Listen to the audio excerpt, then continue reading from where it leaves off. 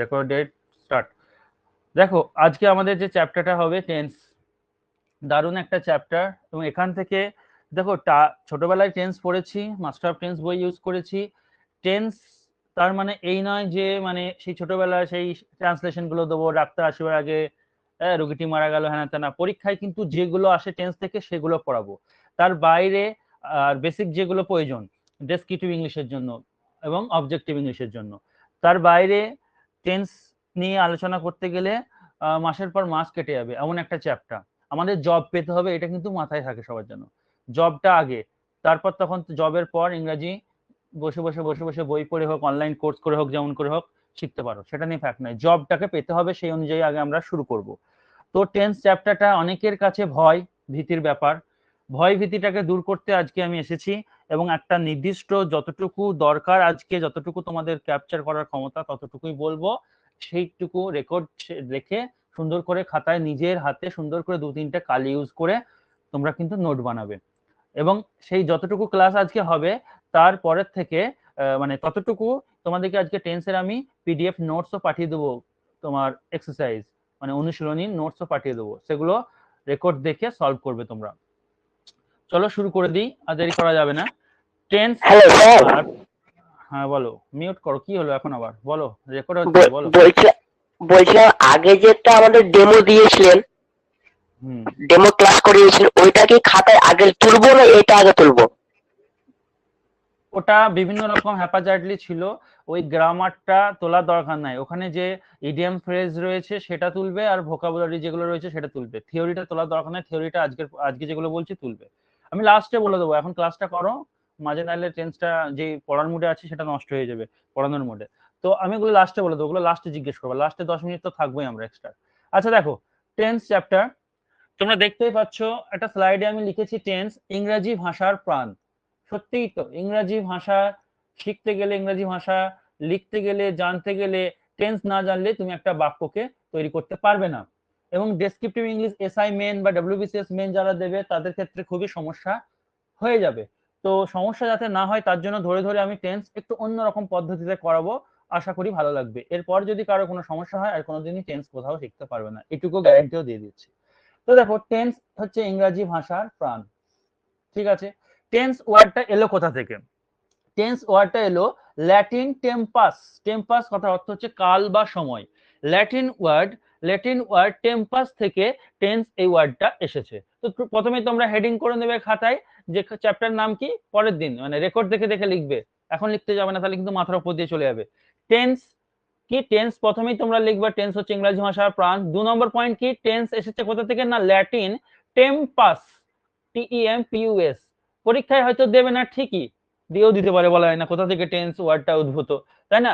কিন্তু ইন্টারভিউয়ে কিন্তু ধরতে পারে, বা তুমি বাচ্চাদেরকে যখন পড়াবে তখন কিন্তু তোমার খুবই এগুলো বলতে হবে। ডাইরেক্ট টেন্স চলে গেলা, ক্রিয়ার কালকে টেন্স বলে, ওরকম করে হবে না। ক্লাসটাকে কিন্তু খুব ইন্টারেস্টিং পর্যায়ে নিয়ে যেতে হবে, তবেই কিন্তু ছেলেমেয়েরা পড়বে শুনবে। তো টেন্স হচ্ছে টেম্পাস ওয়ার্ডটা থেকে এসেছে। টেম্পাস ওয়ার্ডটা কোথা থেকে এসেছে? কোথাকার ওয়ার্ড? ল্যাটিন। তো টেম্পাস ওয়ার্ডটার অর্থ কি? না সময় বা কাল, সেইখান থেকে আমাদের টেন্সটা উদ্ভব হয়েছে।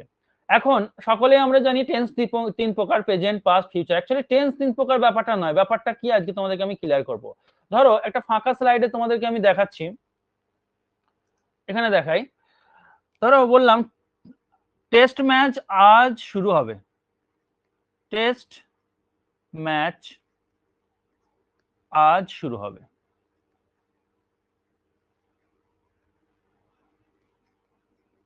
দেখো এখানে অনেকজন কাউকে যদি জিজ্ঞেস করা হয় টেন্স কি, অনেকজন কনফিউজ হয়ে যাবে। কেন কনফিউজ হয়ে যাবে জানো তো?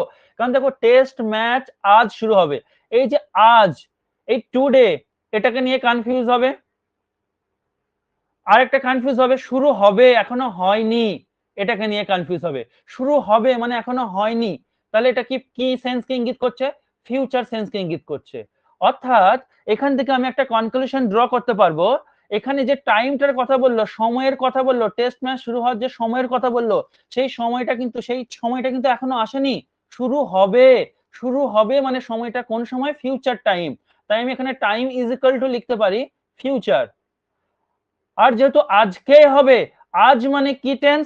আজ মানে হয়ে যাচ্ছে প্রেজেন্ট টেন্স। তাহলে দেখো তোমরা কিন্তু দেখবা বিভিন্ন বইয়ে লেখা থাকে হেডিং, শুধু টেন্স লেখা থাকে না, চ্যাপ্টার নাম লেখা থাকে দেখবা টাইম অ্যান্ড টেন্স। এটা মাথায় রাখতে হবে। আমরা শুধু টেন্স এই প্রকার, হ্যাঁ, একে বলে করছি করছি করছি করিতেছি হানা তানা থাকলে প্রেজেন্ট কন্টিনিউয়াস টেন্স, করব থাকলে ফিউচার টেন্স। ওরকম করে টেন্স পড়লে জীবনে শিখতে পারবে না, বারবার বারবার খালি আবার ফিরে আসতে হবে, আবার ব্যাক করতে, এরকম করে ব্যাক করতে হবে। টাইম অ্যান্ড টেন্স হেডিংটা কেন বইয়ে দেওয়া থাকে? ভালো ভালো বইগুলো হেডিং দেওয়া থাকবে শুধু টেন্স না, টাইম অ্যান্ড টেন্স। তো তোমরাও হেডিং দেবে খাতায় টাইম অ্যান্ড টেন্স, ওকে? তো টাইম অ্যান্ড টেন্স কেন হেডিং দেওয়া থাকে? টাইম হচ্ছে তিনটে টাইম, টাইম হচ্ছে তিন প্রকার। কি কি টাইম? টাইম হচ্ছে তোমার তিনটে টাইম। কি কি? প্রেজেন্ট, ও কেটে গেল, হ্যাঁ, প্রেজেন্ট টাইম, পাস্ট টাইম, যদিও আগে পাঁচটা লিখতাম, পাস্ট টাইমটা আগে হতো, পরে বলছি ওটা একই ব্যাপার। আর একটা হচ্ছে ফিউচার টাইম।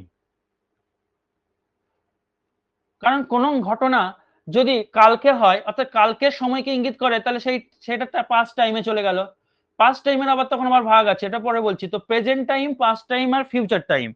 আর টেন্স গুলোর কিন্তু আবার চারটে ভাগ। টেন্স যেটা বলছি কাল, টাইম মানে তো সময়, টেন্স মানে হচ্ছে কাল, যে কাল এটা কিন্তু আলাদা, এটার আবার তিনটে, তোমার তিনটে বলছি, এটার আবার চারটে ভাগ রয়েছে। কি কি ভাগ রয়েছে? ইনডেফিনাইট, কন্টিনিউয়াস, হ্যাঁ, প্রেজেন্ট পারফেক্ট কন্টিনিউয়াস, এরকম। বুঝতে পারছো? তো এইভাবে এদিকে চারটে, এখানে চারটে ভাগ, এখানে চারটে ভাগ, আর এখানে এই যে তিনটে ভাগ। 3 গণিত 4 সমান টোটাল 12 খানা টেন্স আমাদেরকে পড়তে হয়। এটা কিন্তু মাথায় রাখবে। টাইম হচ্ছে তিন প্রকার, তিনটেই টাইম থাকে সবসময়, বর্তমান কাল, ভবিষ্যৎকাল, আর একটা যেটা হয়ে গেছে অর্থাৎ অতীতকাল। কিন্তু টেন্স হচ্ছে চারটে, চারটে ভাগের। তাই প্রতিটা টাইমের চারটে করে ভাগ নিয়ে তৈরি হচ্ছে। প্রেজেন্ট টাইমেরও চারটে ভাগ হবে, পাস্ট টাইমেরও চারটে ভাগ হবে, ফিউচার টাইমেরও চারটে ভাগ হবে। টোটাল 3 × 4 সমান 12টা টেন্স আমাদেরকে পড়তে হয়। তাই টেন্সের চ্যাপ্টার হেডিং কেন টাইম এন্ড টেন্স দেওয়া থাকে, আশা করি তোমরা বুঝতে পেরেছো। কিন্তু অনেকে আবার ভাবে কি জানো তো, টুডে, এই টুডে মানে অনেকে ভাবে যে প্রেজেন্ট টেন্স, টুডে থাকলে চোখ বন্ধ করে প্রেজেন্ট টেন্স করে দিয়ে চলে আসবো না। একটা উদাহরণ দিই তাহলে বুঝতে পারবে। ধরো বললাম দ্য অ্যাকশন টুক, আচ্ছা, দ্য অ্যাকশন ড্যাশ দি দাও at 9 AM টুডে। আজকের কথা বলছি, আজকে কোনো একটা অ্যাকশন ঘটেছে বা ইনসিডেন্ট, অ্যাকশনের জায়গায় লিখতে পারো ইনসিডেন্ট, ঘটনা ঘটেছে, ঠিক আছে? তো এখানে আমি যদি ভালো করে বোঝো, এখানে যদি আমি শূন্যস্থানে যদি টেক, ঘটনা ঘটা ইংরেজি হচ্ছে টেক প্লেস, যেহেতু প্রেজেন্ট টেন্স দ্য অ্যাকশনটা থার্ড পারসন সিঙ্গুলার, তাই যদি আমি টেক্স প্লেস লিখি তাহলে কিন্তু ভুল হয়ে যাবে। কেন ভুল হয়ে যাবে? অনেকে বলে স্যার টুডে, তো টুডে মানে তো প্রেজেন্ট টেন্স, আর প্রেজেন্ট টেন্স মানে তো স্যার ভার্বের 1 বা ভার্বের 5 নম্বর ফর্ম বলেছেন আপনি। দিয়ে এখানে স্যার আমি তো থার্ড পারসন সিঙ্গুলার এই অ্যাক্সিডেন্ট বা অ্যাকশন বা ইনসিডেন্টটা, এই জন্য তো V5 টেক্স দিয়ে দিলাম। তো ভুল হলো কেন? দেখো টাইমটা উল্লেখ করে দিয়েছে, 9টার সময় ঘটেছে, এখন তো বাজছে রাত্রি 8টা 9টা, তো সকাল 9টার কথা বলছে। সকাল 9টায় ঘটনাটা ঘটেছে মানে ঘটে গেছে, আর ঘটনাটা তোমার মানে প্রেজেন্ট নয়, ঘটনাটা অতীত হয়ে গেছে। তাই এখানে আর টেক প্লেস হবে না, এখানে হবে টুক প্লেস। তাই টুডে থাকলেই যে তোমার যে প্রেজেন্ট সেটা কিন্তু নয়, টুডে থাকলেই যে প্রেজেন্ট সেটা নয়, তোমাকে সময়টা দেখতে হবে। কারণ প্রেজেন্ট মানেই কিন্তু, প্রেজেন্ট তো এই যে ধরো এই গোটা ঘরটা প্রেজেন্ট, তো এখন আমরা আছি এই জায়গাটায়, তাহলে তার আগে যেগুলো ঘটলো সারাদিন, এই যে এগুলো ঘটলো, এগুলো তো ঘটে গেছে। আর এই যে এই পরে যেগুলো ঘটবে সেগুলো তো এখনো আসেনি, সেগুলো ঘটবে। আজকে রাত 10টায় আমি একটা ইউটিউবে প্রাইমারি এবং এসএসটিপিটির উপর প্রিভিয়াস কোয়েশ্চেন আপলোড করবো। রাত্রির খাওয়ার পরে 11টা হয়ে যেতে পারে, 12টা হতে পারে, 1টা হতে পারে, কাল সকাল থেকে পেয়ে যাওয়া। তো এটা হচ্ছে ফিউচার। তো এটা যে কথাটা বললাম ঘটনাটা ঘটাবো, এটা ফিউচার, এখনো কিন্তু আসেনি, বাট কিন্তু আজকেই, তাই না? রাত্রি 12টার আগে যদি বলি তাহলে আজকেই। তো এই জায়গাটা কিন্তু মাথায় রাখতে হবে যে টেন্স মানে যে এই দেখলাম চোখ বন্ধ করে মুখস্থ করলে হবে না, এইটা থাকলে এই হবে, ওইটা থাকলে এই হবে। তবে হ্যাঁ, কিছু টেন্স মার্কার আছে, সিআইডি যেমন কুলু দেখে ক্রিমিনালকে ধরে, কিছু টেন্স মার্কার আছে যেগুলো দেখলে তুমি চোখ বন্ধ করে বলতে পারবে এটা প্রেজেন্ট টেন্স, ঠিক আছে? বাট টাইম উল্লেখ করে দিলে কিন্তু তোমাকে দেখতে হবে সেটা প্রেজেন্ট টাইম না ফিউচার টাইম না পাস্ট টাইম। এই জিনিসগুলো একটু মাথায় রাখতে হবে। এবার আমরা যেটার মেন জায়গায় চলে আসি, তাহলে টেন্সের সংজ্ঞাটা আমরা এবার প্রতিস্থাপন করব। সঙ্গে মানে একদম ডেফিনিশন, ও টেন্সের ডেফিনিশনটা আমরা তৈরি করব। ওই ক্রিয়ার কালকে টেন্স বলে ওই কনসেপ্ট মাথায় রেখো না, ক্রিয়া কি, ক্রিয়ার কালটাই বা কি, কালটা কেমন করেই তৈরি হয় সেটা আমরা এবার দেখবো। তাহলে টেন্স এবং আজকে সিম্পল প্রেজেন্ট টেন্স বা প্রেজেন্ট ইনডেফিনিট টেন্সটাও করবো, সেখান থেকে অনুসরণীয় দেবো আজকে তোমাদের পিডিএফে। তো চলো দেখি টেন্সকে আমি ডেফিনিশন তৈরি করার জন্য, টেন্সের ডেফিনিশনটা তৈরি করার জন্য আমি দুটো পয়েন্ট উল্লেখ করব। পয়েন্ট নাম্বার এ, টেন্স হচ্ছে, বলছে টেন্স হচ্ছে পয়েন্ট অফ টাইমকে উল্লেখ করে। টেন্স কাকে উল্লেখ করে? পয়েন্ট অফ টাইমকে। কি লিখেছি নিজে দেখো, tense past present future point of টাইমকে ইঙ্গিত করে। কেন পাস্ট প্রেজেন্ট ফিউচার টাইমকে টেন্স ইঙ্গিত করে সেটা এবার এই যে টাইম লাইনের মাধ্যমে বুঝে নিই। ধরো আমরা এখানে রয়েছি 2022, এটা সাল আমাদের এখানে রয়েছে, অর্থাৎ এটা প্রেজেন্ট বর্তমান, ঠিক আছে। অ্যাকচুয়ালি প্রেজেন্ট হচ্ছে নাও বলে, পরে বলছে এটা প্রেজেন্ট হচ্ছে বর্তমান 2022 এখানে দাঁড়িয়ে আছি। তো 2022 এর আগে যে এই যে পয়েন্টগুলো, 2022 এর আগে যে পয়েন্টগুলো আমি আঁকছি, তো এই 2022 এর আগে যে ঘটনাগুলো ঘটে গেছে, আমি 2021, 20, 19, 18, 17, 16 এগুলোর কথা বলছি, যে পয়েন্টগুলো আঁকছি, তো এগুলো তো হয়ে গেছে। তো এই পয়েন্টগুলো কাকে ইঙ্গিত করছে? পাস্টকে ইঙ্গিত করছে। তাহলে এগুলো হচ্ছে পাস্ট পয়েন্ট। এই যে প্রেজেন্ট দাঁড়িয়েছে এইখানে, এবার প্রেজেন্টের পর যেগুলো ঘটবে, অর্থাৎ এই পয়েন্টগুলো যেগুলো আঁকছি 2023, 24, 25, আমি 3-4টে করে দেখিয়েছি, দেখো টেনেছি, এগুলো গোটাটাই টানলে এরকম করে অ্যাড হয়ে যাবে। এত করলে খারাপ লাগবে বলে অত টানিনি, তোমরা করে নিতে পারো 2-3টে, ঠিক আছে। তো এটা কাকে ইঙ্গিত করছে? প্রেজেন্টের পর এখনো যারা আসেনি, অর্থাৎ 2023, 24, 25, 26, এরা ফিউচারকে ইঙ্গিত করছে। তো টেন্সকে এই জন্য বলছে পয়েন্ট অফ টাইম, কারণ আমি যখন এইখানে দাঁড়িয়ে আছি, এর আগে যে পয়েন্টেই টানি না কেন, এইখানে যদি একটা পয়েন্ট দিই, এখানে একটা যদি পয়েন্ট দিই, এখানে একটা পয়েন্ট দিই, এগুলো সব পাস্টের পয়েন্টকে ইঙ্গিত করছে, পাস্টের পয়েন্টকে ইঙ্গিত করছে, পাস্টের টাইমকে ইঙ্গিত করছে। এই কারণে এগুলো হচ্ছে পাস্টের পয়েন্ট, এই দিকের এইগুলো হচ্ছে ফিউচার পয়েন্ট।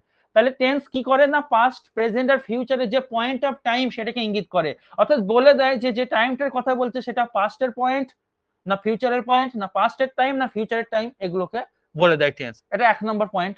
তাহলে tense is equal to point of time গেল। 2 নম্বর পয়েন্ট দেখো, এবার আমরা তো টেন্সের যে টাইমটা সেটা তো 3 প্রকার আমরা দেখলাম একটু আগে, প্রেজেন্ট টাইম, ফিউচার টাইম আর পাস্ট টাইম। বা তুমি টেন্সকে 3 ভাগে যে ভাগটাই করো না কেন, পাস্ট প্রেজেন্ট আর ফিউচার, এই যে টাইমের ভাগ করব আমরা, পাস্ট টাইম, প্রেজেন্ট টাইম আর ফিউচার টাইম, একে ভাগ করছি কিভাবে? 4টে ভাগ করছি, ইনডেফিনাইট, কন্টিনিউয়াস, পারফেক্ট আর পারফেক্ট কন্টিনিউয়াস। এই যে 4টে ভাগ করলাম, এই 4টে ভাগকে আমরা একসাথে বলবো, ঠিক আছে। স্টেট অফ ভার্বস, স্টেট মানে হচ্ছে অবস্থা, ভার্বের অবস্থা, অর্থাৎ একটা ভার্বের যে ফর্ম বলতে পারো, স্টেট অফ ভার্বস বা ফর্ম অফ ভার্বস। একটা ভার্বের যে ফর্ম বলবো না, সরি স্টেট বলবো, অবস্থা, কারণ ফর্ম হচ্ছে ভার্বের 5টা, ওটা আলাদা জিনিস, এটা স্টেট বা অবস্থা বলবো। তো এই পাস্ট, প্রেজেন্ট এবং ফিউচার যে টাইম, এদের 4টে করে অবস্থা আমরা পাবো। এই কালে যে ক্রিয়াটা ঘটবে, পাস্টে হোক বা প্রেজেন্টে হোক বা ফিউচারে হোক, সেই ক্রিয়াটা 4টে করে অবস্থা পাবো। উদাহরণ দিয়ে বোঝাই, ধরো বললাম আই গো, আমি যাই। তাহলে এই যে ভার্ব গো, এটা কি বললো? আমি যাই, এটা একটা স্টেট, অবস্থা ভার্বের। হ্যাঁ, এটা ভার্ব, এটা গোটা ভার্ব, তাহলে এটা একটা অবস্থা। আচ্ছা, তারপর আমি ধরো বললাম আই এম গোয়িং, আমি যাচ্ছি, তাহলে এটা কি বলছি? যাচ্ছি। তাহলে একটা যাই হলো, একটা যাচ্ছি, এটা একটা অবস্থা, আমার অবস্থা বোঝাচ্ছে, আমি কি করছি? এখন যাচ্ছি, তাই যাওয়া অবস্থাটা বোঝাচ্ছে। আর যাই একটা, এটা একটা অবস্থা। একটা হচ্ছে ধরো আই হ্যাভ গন, আমি গেছি, আমি গিয়েছি, তাই গিয়েছি এটা একটা ভার্বের অবস্থা, ফর্ম নয় কিন্তু, রূপ আলাদা, অবস্থা আলাদা। একটা আমি ধরো বলছি I have been going, I have been going for 2 days, আমি 2 দিন ধরে যাচ্ছি, 2 দিন ধরে যাচ্ছি, 2 দিন যাবত যাচ্ছি, ঠিক আছে, 2 দিন যাবত যাচ্ছি, এরকম একটা সেন্স ইঙ্গিত করলো। এই যে ভার্বের যে এই যে 4টে অবস্থা, এই অবস্থাটা কিন্তু টেন্সের মধ্যে পড়ে যাচ্ছে। অর্থাৎ টেন্স মানে শুধু পয়েন্ট অফ টাইম নয়, টেন্স মানে হচ্ছে point of time plus state of verb. একটা ভার্বের যে অবস্থা, অর্থাৎ সেই ভার্বটা যে কেমন পর্যায়ে আছে সেটা বোঝার যে ব্যাপারটা, সেটাকে আমরা বলছি স্টেট অফ ভার্ব। তাহলে দেখো যাই, নর্মালি যাওয়া, এটা কি অবস্থা? এটা এই ইনডেফিনাইট কে ইঙ্গিত করছে। যাচ্ছি, যাচ্ছি মানে কাজটা চলছে, এটা ভার্বের কোন পর্যায়কে ইঙ্গিত করছে? কন্টিনিউয়াস কে ইঙ্গিত করছে। এই জন্য আমরা বলি প্রেজেন্ট ইনডেফিনাইট বা পাস্ট প্রেজেন্ট, এটা প্রেজেন্টের উদাহরণ দিয়েছি তাই প্রেজেন্ট ইনডেফিনাইট হয়ে গেল। এটা যাচ্ছি, এখনই যাচ্ছি, কিন্তু কাজটা চলছে, ভার্বটা, ভার্বের যে কাজ, কাজটা কিন্তু ভার্বটা চলছে, তাই এটা হচ্ছে কন্টিনিউয়াস। গিয়েছি, কিছুক্ষণ আগে গিয়েছি, জাস্ট কিছুক্ষণ আগে, তো এটা হচ্ছে পারফেক্ট, এটা একটা রূপ ভার্বের। আর একটা দেখো 2 দিন ধরে যাচ্ছি, এখনো চলছে কাজটা, কাজটা আগে শুরু হয়েছে কিন্তু এখনো চলছে, এটাকে আমরা বলি পারফেক্ট কন্টিনিউয়াস, একসাথে প্রেজেন্ট পারফেক্ট কন্টিনিউয়াস। এই যে ভার্বের চারটে আমরা অবস্থা পেয়ে গেলাম, তাহলে এই যে চারটে অবস্থা এবং পয়েন্ট অফ টাইম সবকটাকে মিলিয়ে আমি যদি শুধু পয়েন্ট অফ টাইম বলি ভুল হয়ে যাবে। কেন বলো তো? ধরো এই ঘরটার পরে এই দিকে যতগুলো আছে সব পাস্ট, ঠিক আছে?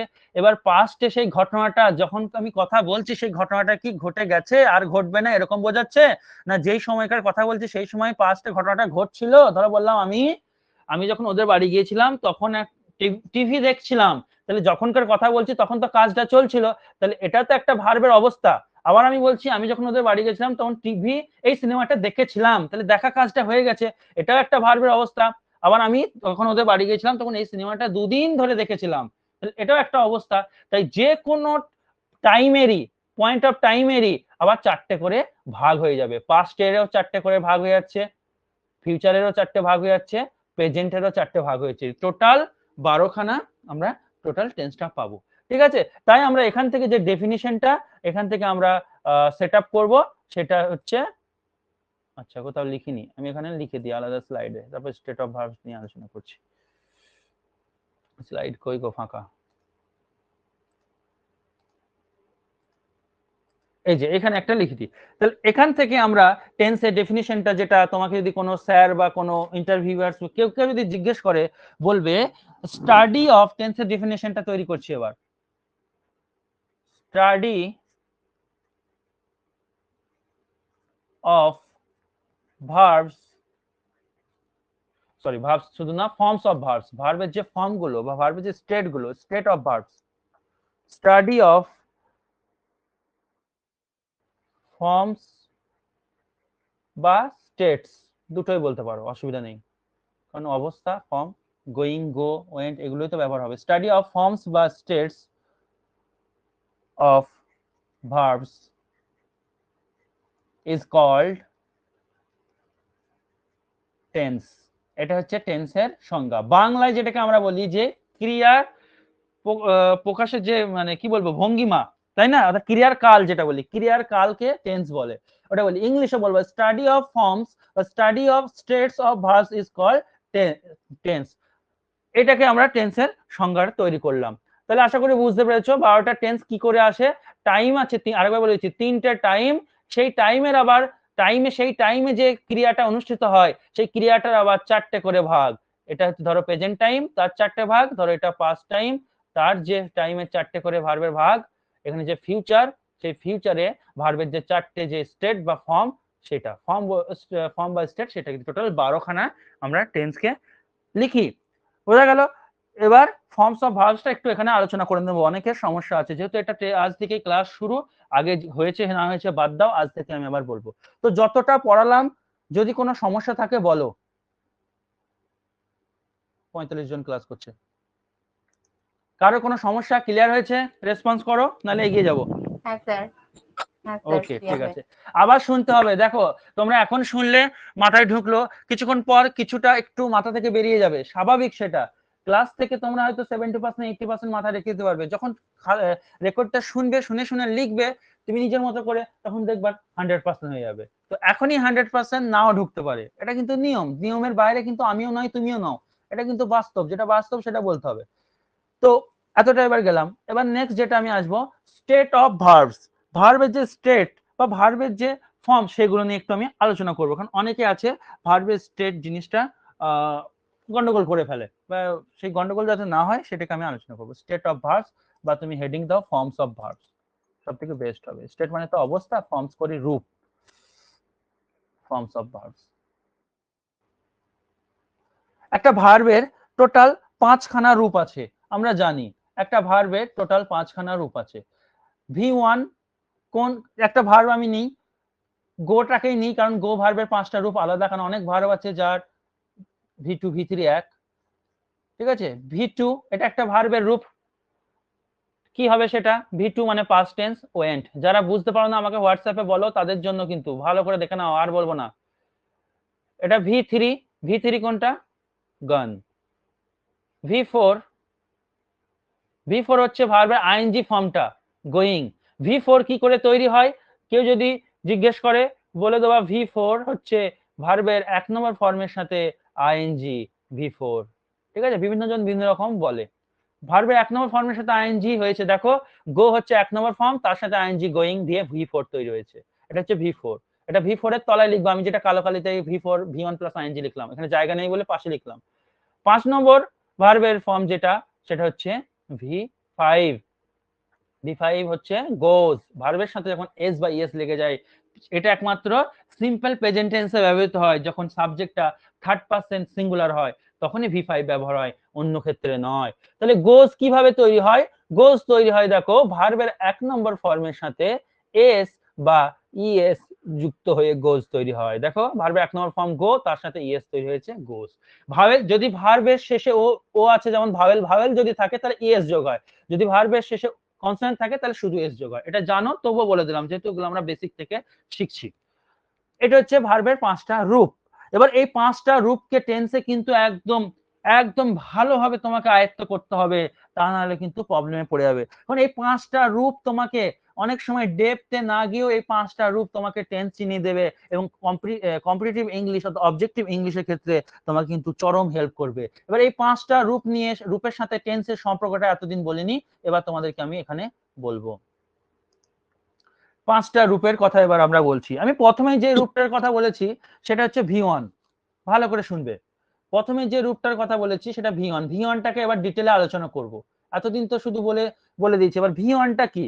দেখো V1টা হচ্ছে দু রকম জিনিসকে ইঙ্গিত করে। 1 নম্বর হচ্ছে V1টা হচ্ছে প্লুরাল ভার্ব। V1টাকে বলবো plural verb. 2 number point, V1 কে আমরা বলবো, V1টা ব্যবহার হয় প্রেজেন্ট টেন্সে। প্রেজেন্ট টেন্সে V1টা ব্যবহার হয়। ঠিক আছে, প্লুরাল ভার্ব কেন বললাম, যারা বুঝতে পারেননি তাদের জন্য আরেকবার বলছি। নিয়ম হচ্ছে সাবজেক্ট যদি সিঙ্গুলার হয় ভার্ব হবে সিঙ্গুলার, সাবজেক্ট যদি প্লুরাল হয় ভার্ব হবে প্লুরাল। ঠিক আছে, তাহলে দেখো ভালো করে খেয়াল করো, হি গোজ, আমি একটু আগে তোমাদের দেখালাম ভার্বের সাথে এস বা ইএস লেগে গেলে সেটা হয়ে যায় V5। এবার V5টা প্লুরাল নয়, V5টা সিঙ্গুলার। কেন সিঙ্গুলার, তার লজিকটা শোনো। এখনই কি বললাম, সাবজেক্ট যদি সিঙ্গুলার হয় সে যে ভার্বটা নেবে সেটাও হতে হবে সিঙ্গুলার, সাবজেক্ট যদি প্লুরাল হয় সে যে ভার্বটা নেবে সেটাও হতে হবে প্লুরাল। তাহলে গোজটা সিঙ্গুলার ভার্ব, এই কারণে গোজটা সিঙ্গুলার ভার্ব। তার কারণ দেখো হি সাবজেক্ট, হি হচ্ছে কি একজন, একজন মানে সিঙ্গুলার, তাহলে হি সাবজেক্টটা সিঙ্গুলার, তাই ভার্বও নিয়েছে নেবে সিঙ্গুলার, তাই সেই অনুযায়ী গোজটাকে হচ্ছে আমরা বলবো সিঙ্গুলার ভার্ব। কিন্তু যখনই বলবো দে, দের পর কিন্তু কি লিখি, গো লিখি। কেন, কারণ দেটা হচ্ছে প্লুরাল, আর সাবজেক্ট যদি প্লুরাল হয় আমাদের নিয়ম হচ্ছে ভার্ব হবে প্লুরাল, তার মানে গো ভার্বটা হচ্ছে প্লুরাল ভার্ব। আর গোটা ভার্বের ক নম্বর, 1 নম্বর। আর যে 1 নম্বর ফর্ম হয় ভার্বের সে হয় প্লুরাল, সেই জন্য দেখো লিখলাম আমি V1 কে প্লুরাল ভার্ব লিখলাম, আর V1 কোন টেন্সে ব্যবহার হবে, প্রেজেন্ট টেন্সে ব্যবহার হবে। এটা হচ্ছে V1 এর পরিচয়। এবার আসবো V2 এর পরিচয়, ভালো করে শুনবে। V2 হয় 1 নম্বর পয়েন্ট, V2 হচ্ছে পাস্ট টেন্স কে ইঙ্গিত করে, পাস্ট কে ইঙ্গিত করে। 2 নম্বর পয়েন্ট, স্যার V2 টার সিঙ্গুলার না প্লুরাল, অনেকে জিজ্ঞেস হোয়াটসঅ্যাপে করেছিল, কিন্তু আমি বলেছি ক্লাসে করাবো। সবকিছু যদি পার্সোনালি বলতে যাই তাহলে আমার মানে সমস্যা হয়ে যাবে, অনেক সময়ের ব্যাপার আছে তো একটা। V2 টা হচ্ছে নো সিঙ্গুলার নো প্লুরাল, মানে বোথ, সিঙ্গুলারও নয় প্লুরালও নয়, নো প্লুরাল, তার মানে কি বোথ, সিঙ্গুলার প্লুরাল দুটোরই কাজ করতে পারে।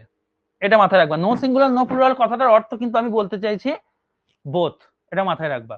অর্থাৎ ভালো করে শোনো, আমি এখানে রাফটা করেছি, এখানেই লিখি হি, হি এর পর গো এর 2 নম্বর ফর্ম কি V2 কি ওয়েন্ট, এটাও যেমন হতে পারে তেমন দেখো দে, হি আর দে নিয়ে উদাহরণ দিয়েছিলাম আগেরটা, তাই বলছি দে এর পর কিন্তু ওয়েন্ট, এটাও হতে পারে। তাই হিটা সিঙ্গুলার সাবজেক্ট, ওয়েন্টটাও কিন্তু সিঙ্গুলার হয়ে গেল এখানে, দেটা প্লুরাল সাবজেক্ট, ওয়েন্টটাও কিন্তু প্লুরাল হয়ে গেল, সেই কারণেই তো পাশে নিয়েছে, তাই না, সিঙ্গুলার সাবজেক্ট সিঙ্গুলার ভার্ব নাই, প্লুরাল সাবজেক্ট প্লুরাল নাই। তাই ভার্বের 2 নম্বর ফর্মকে কখনো তুমি সিঙ্গুলার বলতে পারবে না, প্লুরাল বলতে পারবে না, দুই ক্ষেত্রেই বসতে পারে, সেটা হি হোক আর দে হোক আর আই হোক আর যাই আসুক না কেন। V1 এর পরিচয় পেলাম, V2 এরও পরিচয় পেলাম। এবার আমরা আসবো V3 এর পরিচয়।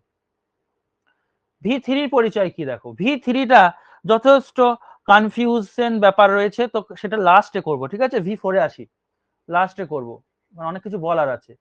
V4, ও কানে লেগে গেল, হঠাৎ করে কানে লাগলো। কে কি বলছো বলো? বলছি V2টা আবার দেখাবেন। তুমি কোথায় ছিলে গো? স্যার একটু বেরিয়ে গেছিলাম, এদিকে প্রচন্ড বৃষ্টি হচ্ছে তার জন্য। ও রেকর্ডে দেখবে গো, নাহলে একটু প্রবলেম হবে। বেশ দেখো আমি বলে দিচ্ছি একবার, V2 হচ্ছে পাস্ট টেন্স কে ইঙ্গিত করে, এবং চারিদিকে বৃষ্টি হচ্ছে, অনেকে ক্লাসে জয়েন করতে পারেনি, মেসেজ করছে, কিন্তু কিছু করার নেই, রেকর্ড দেখবে। V2 পাস্ট টেন্স কে ইঙ্গিত দেয়, আর V2 বলছে সিঙ্গুলারও নয় প্লুরাল নয়। আবার আমি বোথ মানে হচ্ছে সিঙ্গুলারের কাজ করতে পারে প্লুরালের কাজ করতে পারে, এরকম বলতে চাইছি। সিঙ্গুলার নয় প্লুরাল নয় মানে আমি বলতে চাইছি সিঙ্গুলারের কাজ করে প্লুরালের কাজ করে। যেমন হি এর পরে ওয়েন্ট হয় ভার্বের 2 নম্বর ফর্মটা, গো এর 2 নম্বর, দে এর পরে ওয়েন্ট হয় ভার্বের 2 নম্বর ফর্মটা। তাহলে হিটা তো সিঙ্গুলার, তাহলে এখানে কোনো রকম রেস্ট্রিকশন আছে? এ ওয়েন্ট নিল, আবার দে এটা প্লুরাল, সেও ওয়েন্ট নিল, তাই সিঙ্গুলার প্লুরাল দুটোর ক্ষেত্রেই কিন্তু তোমার V2 ব্যবহৃত হয়। বুঝতে পারলে এবার? হ্যাঁ স্যার, এবার ঠিক আছে। V4 এ আসি। ওকে দেখো V4 V3টা একটু পরে বলছি, লাস্টে বলবো। V4টা হচ্ছে, এক নম্বর হচ্ছে V4 কে আমরা বলবো কন্টিনিউয়াস। কন্টিনিউয়াস কন্টিনিউয়াস কত সুবিধা দেখো এইগুলো পরিচয় করালে। একটু আগে, একটু পরে তোমাদেরকে আমি বলছি, আগে একটু লিখে দিই। V4টা কন্টিনিউয়াস ফর্ম একটা। এবার বলছে এটা সিঙ্গুলার প্লুরালের ব্যাপার আছে না, এটা হচ্ছে no singular no plural, no singular no plural, অর্থাৎ বোথ। এই জায়গাটা কিন্তু ক্লারিফিকেশন ব্যাপার করে দিলাম, একদম আমি ক্লারিফাই করে দিলাম, ক্লারিফিকেশন চাই কিন্তু, যে বোথ বলছি, তুমি নো সিঙ্গুলার নো প্লুরাল না লিখে লিখতে পারো যে উভয়েরই কাজ করতে পারে, সেও লিখতে পারো, বোঝাবার জন্য সুবিধার জন্য লিখছে এগুলো। এবার দেখো V4টা তুমি কিচ্ছু ধরো তোমার জানা নেই, টেন্সের ব্যাপারে জ্ঞান নেই, তুমি শুধু জানো V4টা হচ্ছে কন্টিনিউয়াস টেন্স, এইটুকু শুধু মনে রাখবে। কন্টিনিউয়াস কথার অর্থ তুমি শুধু মনে রাখবে, কন্টিনিউয়াস মানে হচ্ছে কন্টিনিউ থেকে কন্টিনিউয়াস, যে জিনিসটা চলছে এরকম বোঝায়, ঠিক আছে? তো কোনো কিছু একটা দিয়েছে, আর কন্টিনিউয়াস জিনিসটা কিন্তু চলছে এরকম কিছু যদি বোঝায়, তুমি শুধু খুঁজবে V4, চারটা অপশনের মধ্যে V4 কোথায় আছে, বাস। দেখা গেল চারটা অপশনের মধ্যে এক জায়গায় V4 আছে, অন্য জায়গায় নেই, তাহলে তুমি যে ইজিলি V4টাকে দাগ দিয়ে চলে এলে। ধরো আমি বলছি এরকম, he is dash now. Option A run, option B running. কিভাবে এলিমিনেশন পদ্ধতি ইউজ করব দেখো, বা একটু আমি যা বলবো এগুলোকে মাথায় রেখে কোয়েশ্চেন সলভ করে দিয়ে চলে আসে যায়। র্যান, হ্যাঁ, এসবে দিয়ে তিনটা অপশন দিয়ে ডি দিয়ে একটা কিছু একটা দিয়ে দিল, নান বা কিছু। তো তুমি তুমি শুধু এইটুকু জানবা যে নাও এই ওয়ার্ডটা যখনই আসবে কোন লাইন সেন্টেন্সে, এই নাও, শুধু নাও, কিন্তু জাস্ট নাও হলে আবার আলাদা টেন্স হয়ে যায়। শুধু নাও যখনই আসবে তখন কিন্তু সেটা কোনো কাজ চলছে এরকম বোঝাবে, অর্থাৎ কন্টিনিউয়াস টেন্সকেই শো করে। আর যেহেতু নাও মানে এখন, তাহলে কি কন্টিনিউয়াস, প্রেজেন্ট কন্টিনিউয়াস কে শো করে। নাও ওয়ার্ডটা মাথায় রাখবে। যেমন ধরো আমি এখন পড়াচ্ছি, তাহলে এখন কাজটা চলছে, তাহলে এটা কন্টিনিউয়াস টেন্স, যেহেতু এখন পড়াচ্ছি তাই প্রেজেন্ট কন্টিনিউয়াস। তাই নাও দেখলেই চোখ বন্ধ করে মনে রাখবে প্রেজেন্ট কন্টিনিউয়াস টেন্স হবে। আর কন্টিনিউয়াস মানে স্যার বলে দিয়েছে ভার্বের 4 নম্বর ফর্ম। তুমি চারটে অপশনের মধ্যে খুঁজবে কোথায় ভার্বের 4 নম্বর, মানে ভার্বের আইএনজি ফর্ম কোথায় আছে। দেখো তিনটা অপশনের মধ্যে বি তে হচ্ছে আইএনজি ফর্ম আছে, তুমি এখানে রানিং বসিয়ে দিলে, বাস হয়ে গেল। ইজিলি করা যায়। নাও দেখে তুমি করতে পারো, অথবা তুমি করতে পারো তুমি যে চলছে কোনো কিছু বোঝাচ্ছে, তাই আইএনজি V4 হবে, বাস ইজিলি হয়ে যাবে। তো এইগুলোর জন্য এগুলো আমি মানে আরো এগুলো পরিচয় দিচ্ছি, এগুলো কোনো বইয়ে নেই বা কেউ দেবেও না পরিচয়। আচ্ছা কোথায় হারিয়ে গেল, এটা 4 নম্বর গেল। এবার আমরা আসবো ভার্বের 5 নম্বর। এগুলো প্রতিটা জিনিস কিন্তু খুঁটিয়ে করে নেবে, পাবে না এইসব জিনিস এত ডিটেলে কেউ বলবে না। V5 এর পরিচয় মনে রাখবে। এক নম্বর হচ্ছে এটা প্রেজেন্টে হয়, V1 যেমন প্রেজেন্টে হয়, V5 ও প্রেজেন্টে ব্যবহৃত হয়, এবং এটা কিন্তু সিঙ্গুলার। V1টা ছিল প্লুরাল, এটা কিন্তু সিঙ্গুলার ভার্ব, মাথায় রাখবে। কারণ আমি প্রথমেই বুঝিয়ে দিয়েছি এটা সিঙ্গুলার ভার্ব কেন, কারণ ধরো বললাম যে কোহলি স্কোরস, একটা এস যোগ হবে, স্কোর করে। কি স্কোর করে এটা আর বললাম না, কোহলি স্কোর হবে না, স্কোরস হবে, কারণ এটা হচ্ছে থার্ড পার্সন সিঙ্গুলার নাম্বার। তাহলে কোহলি হচ্ছে থার্ড পার্সন সিঙ্গুলার নাম্বার, তাহলে কোহলি একজন সিঙ্গুলার যদি হয়, রুল অনুযায়ী সাবজেক্ট যদি সিঙ্গুলার হয়, ভার্বও কি হবে? সিঙ্গুলার হবে। তার মানে এটা হচ্ছে সিঙ্গুলার ভার্ব। V5 হচ্ছে সিঙ্গুলার ভার্ব, এটা কিন্তু মাথায় রাখবে। আর V1 হচ্ছে প্লুরাল ভার্ব। এবার আমরা আসবো মোস্ট ওয়ান্টেড V3। V3 কে দেখলেই কিন্তু রেড অ্যালার্ট মারবে। রেড অ্যালার্ট কেন বলছি দেখো, V3 দেখলেই কিন্তু রেড অ্যালার্ট।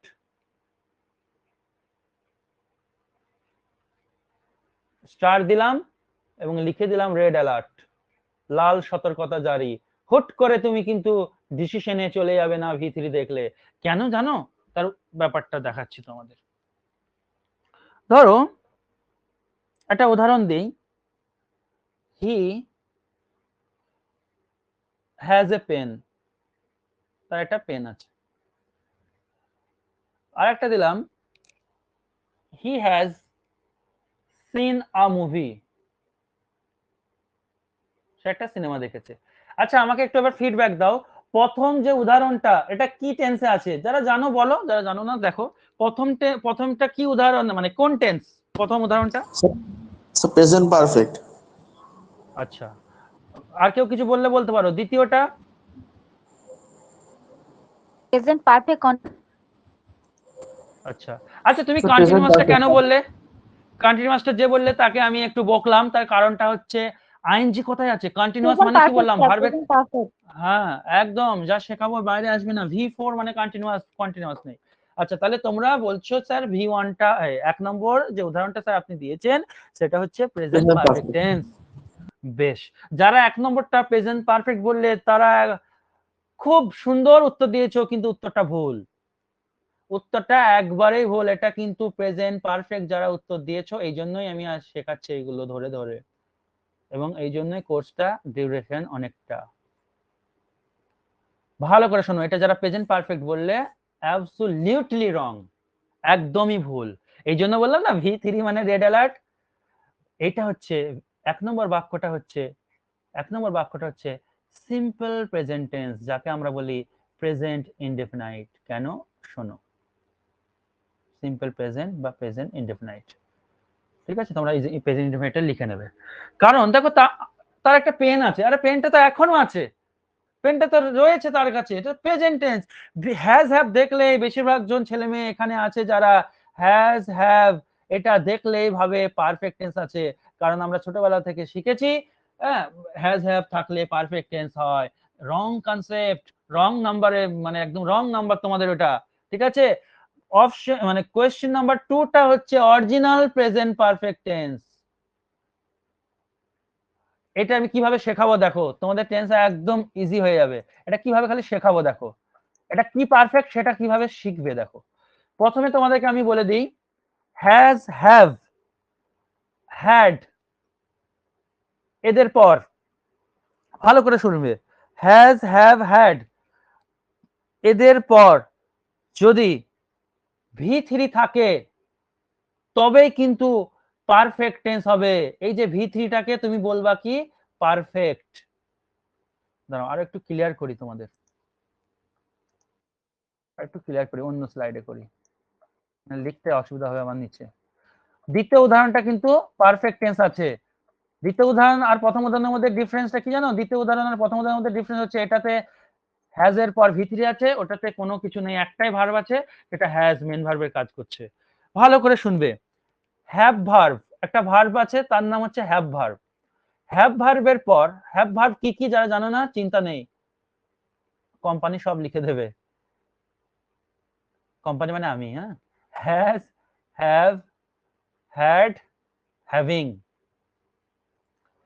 এইগুলো হচ্ছে তোমার হ্যাভ ভার্ব, ঠিক আছে? এই হ্যাভ ভার্বের পর যখনই ভার্বের 3 নম্বর ফর্ম থাকবে না, তখন এই যে V3টাকে এটাকে আমরা বলবো পারফেক্ট। এটা মাথায় রাখবে, এটা কি বলবো? Perfect tense. এবার স্যার কি পারফেক্ট তো অনেক রকম হয়, প্রেজেন্ট পারফেক্ট কি চলে এলো রে বাবা, লে, হ্যাঁ প্রেজেন্ট পারফেক্ট, পাস্ট পারফেক্ট আর ফিউচার পারফেক্ট। পারফেক্ট তো অনেক রকম হয় স্যার, হ্যাভ ভার্ব থাকলে আপনি বললেন তার পাশে V3 থাকলে পারফেক্ট হয়। এবার তাহলে কোনটা কি পারফেক্ট এবার ভালো করে শিখে নাও। হ্যাভ ভার্বের 5টা রূপ তোমাকে আমি লিখে দিচ্ছি, হ্যাভ ভার্বের 5টা রূপ।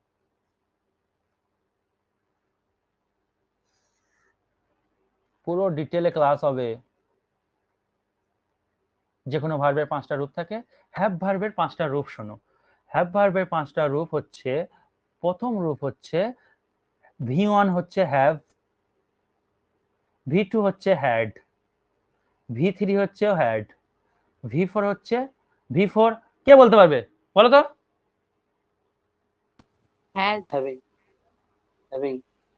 হ্যাভিং।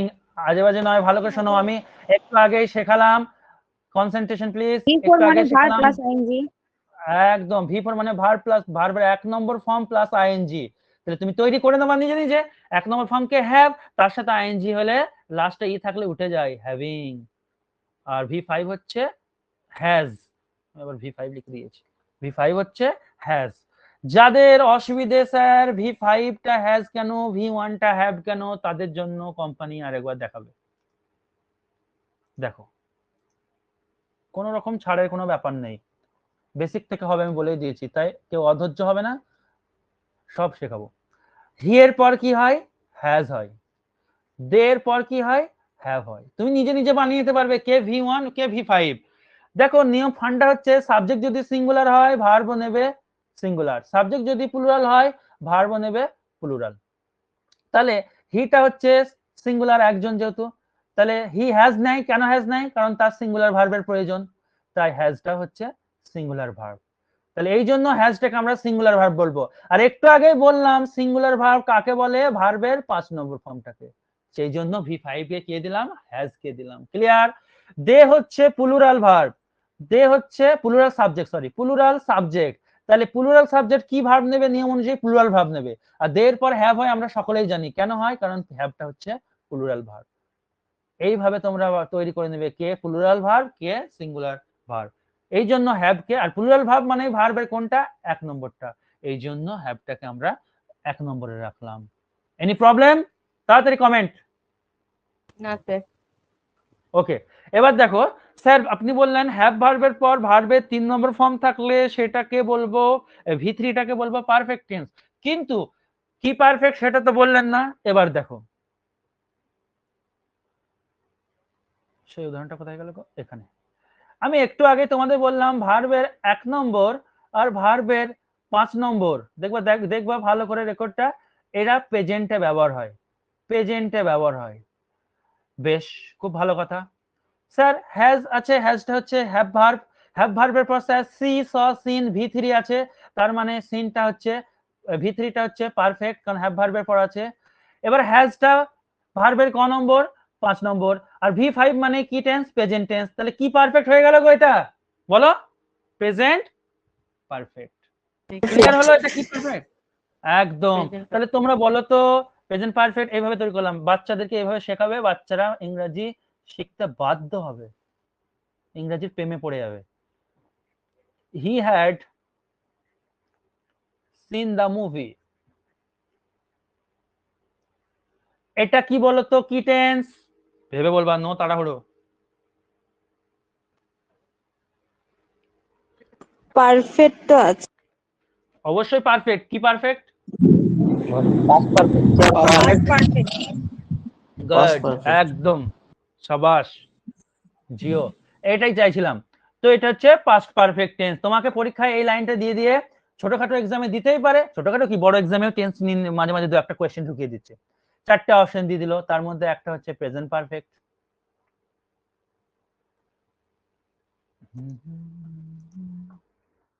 একটা হচ্ছে প্রেজেন্ট পারফেক্ট,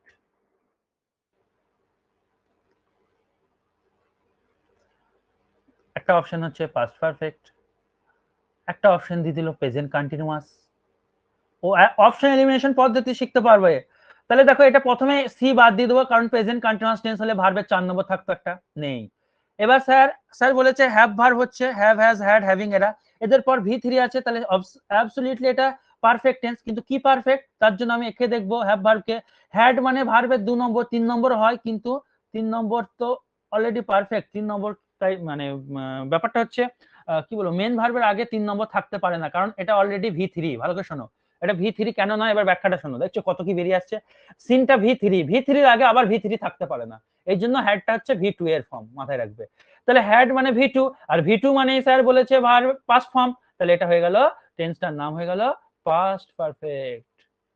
পুরো ক্লিয়ার করে দিলাম। ওই জন্য ভি3 রেড অ্যালার্ট। ভি3 দেখলেই যে তোমার পারফেক্ট টেন্স সেটাও নয়, আবার ভি3 দেখলেই যে পারফেক্ট নয় সেটাও নয়। এবার ভি3 আর অন্য জায়গায় খেল দেখবা, এটা পারফেক্টের খেল দেখালাম, ভি3 আর একটা খেল দেখাই এবার।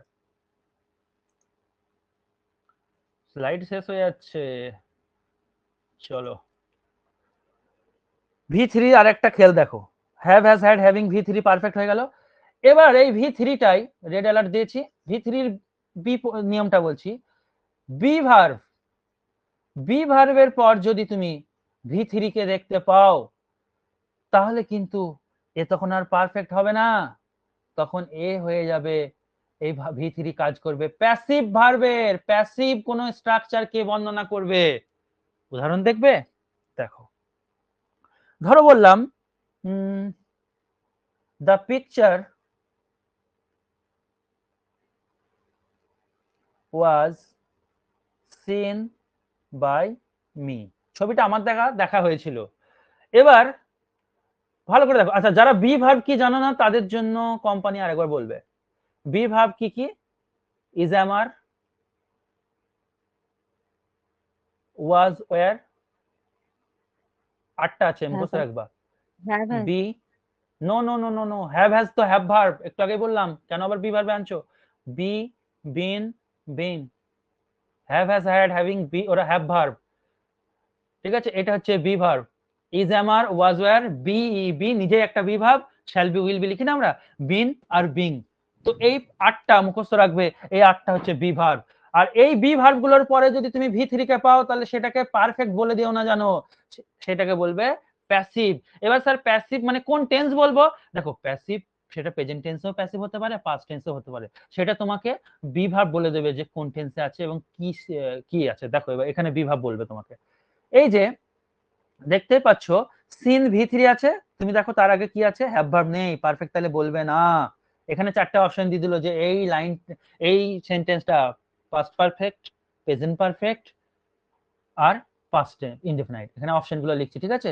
এই যে সেন্টেন্সটা এটা কি পাস্ট পারফেক্ট, আমি আজকে টেন্স চেনাচ্ছি উইদাউট টেন্সের কোনো রকম নোটস না লিখেই, দরকার নেই নোটস। পাস্ট ইনডেফিনাইট,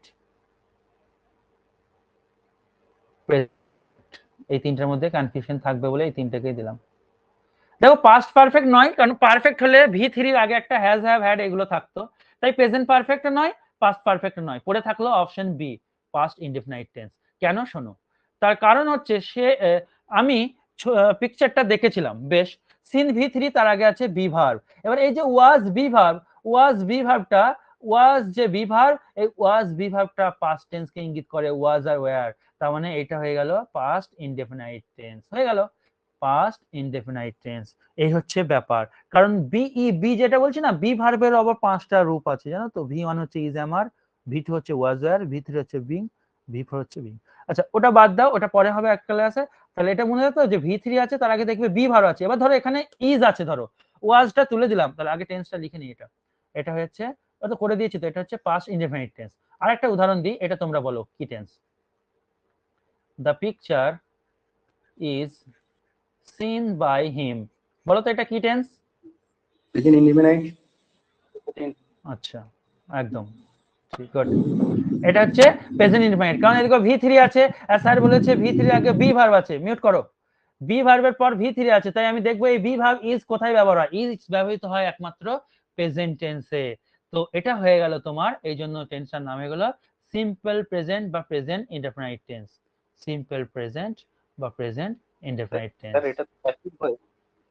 বলো প্যাসিভ ভয়েস, হ্যাঁ এই যে ভার্বের ভি3 এটা হচ্ছে প্যাসিভ ভার্ব, সিনটা এখানে প্যাসিভ ভার্ব, ঠিক আছে, এই জন্য প্যাসিভ ভয়েস, প্যাসিভ ভার্ব দিয়ে প্যাসিভ ভয়েস হচ্ছে। এই হচ্ছে তোমাদের কাহিনী। স্যার মিউট করো, হ্যাঁ বলো। স্যার বি ভার্বটা একবার বলুন না, বুঝতে পারছি না।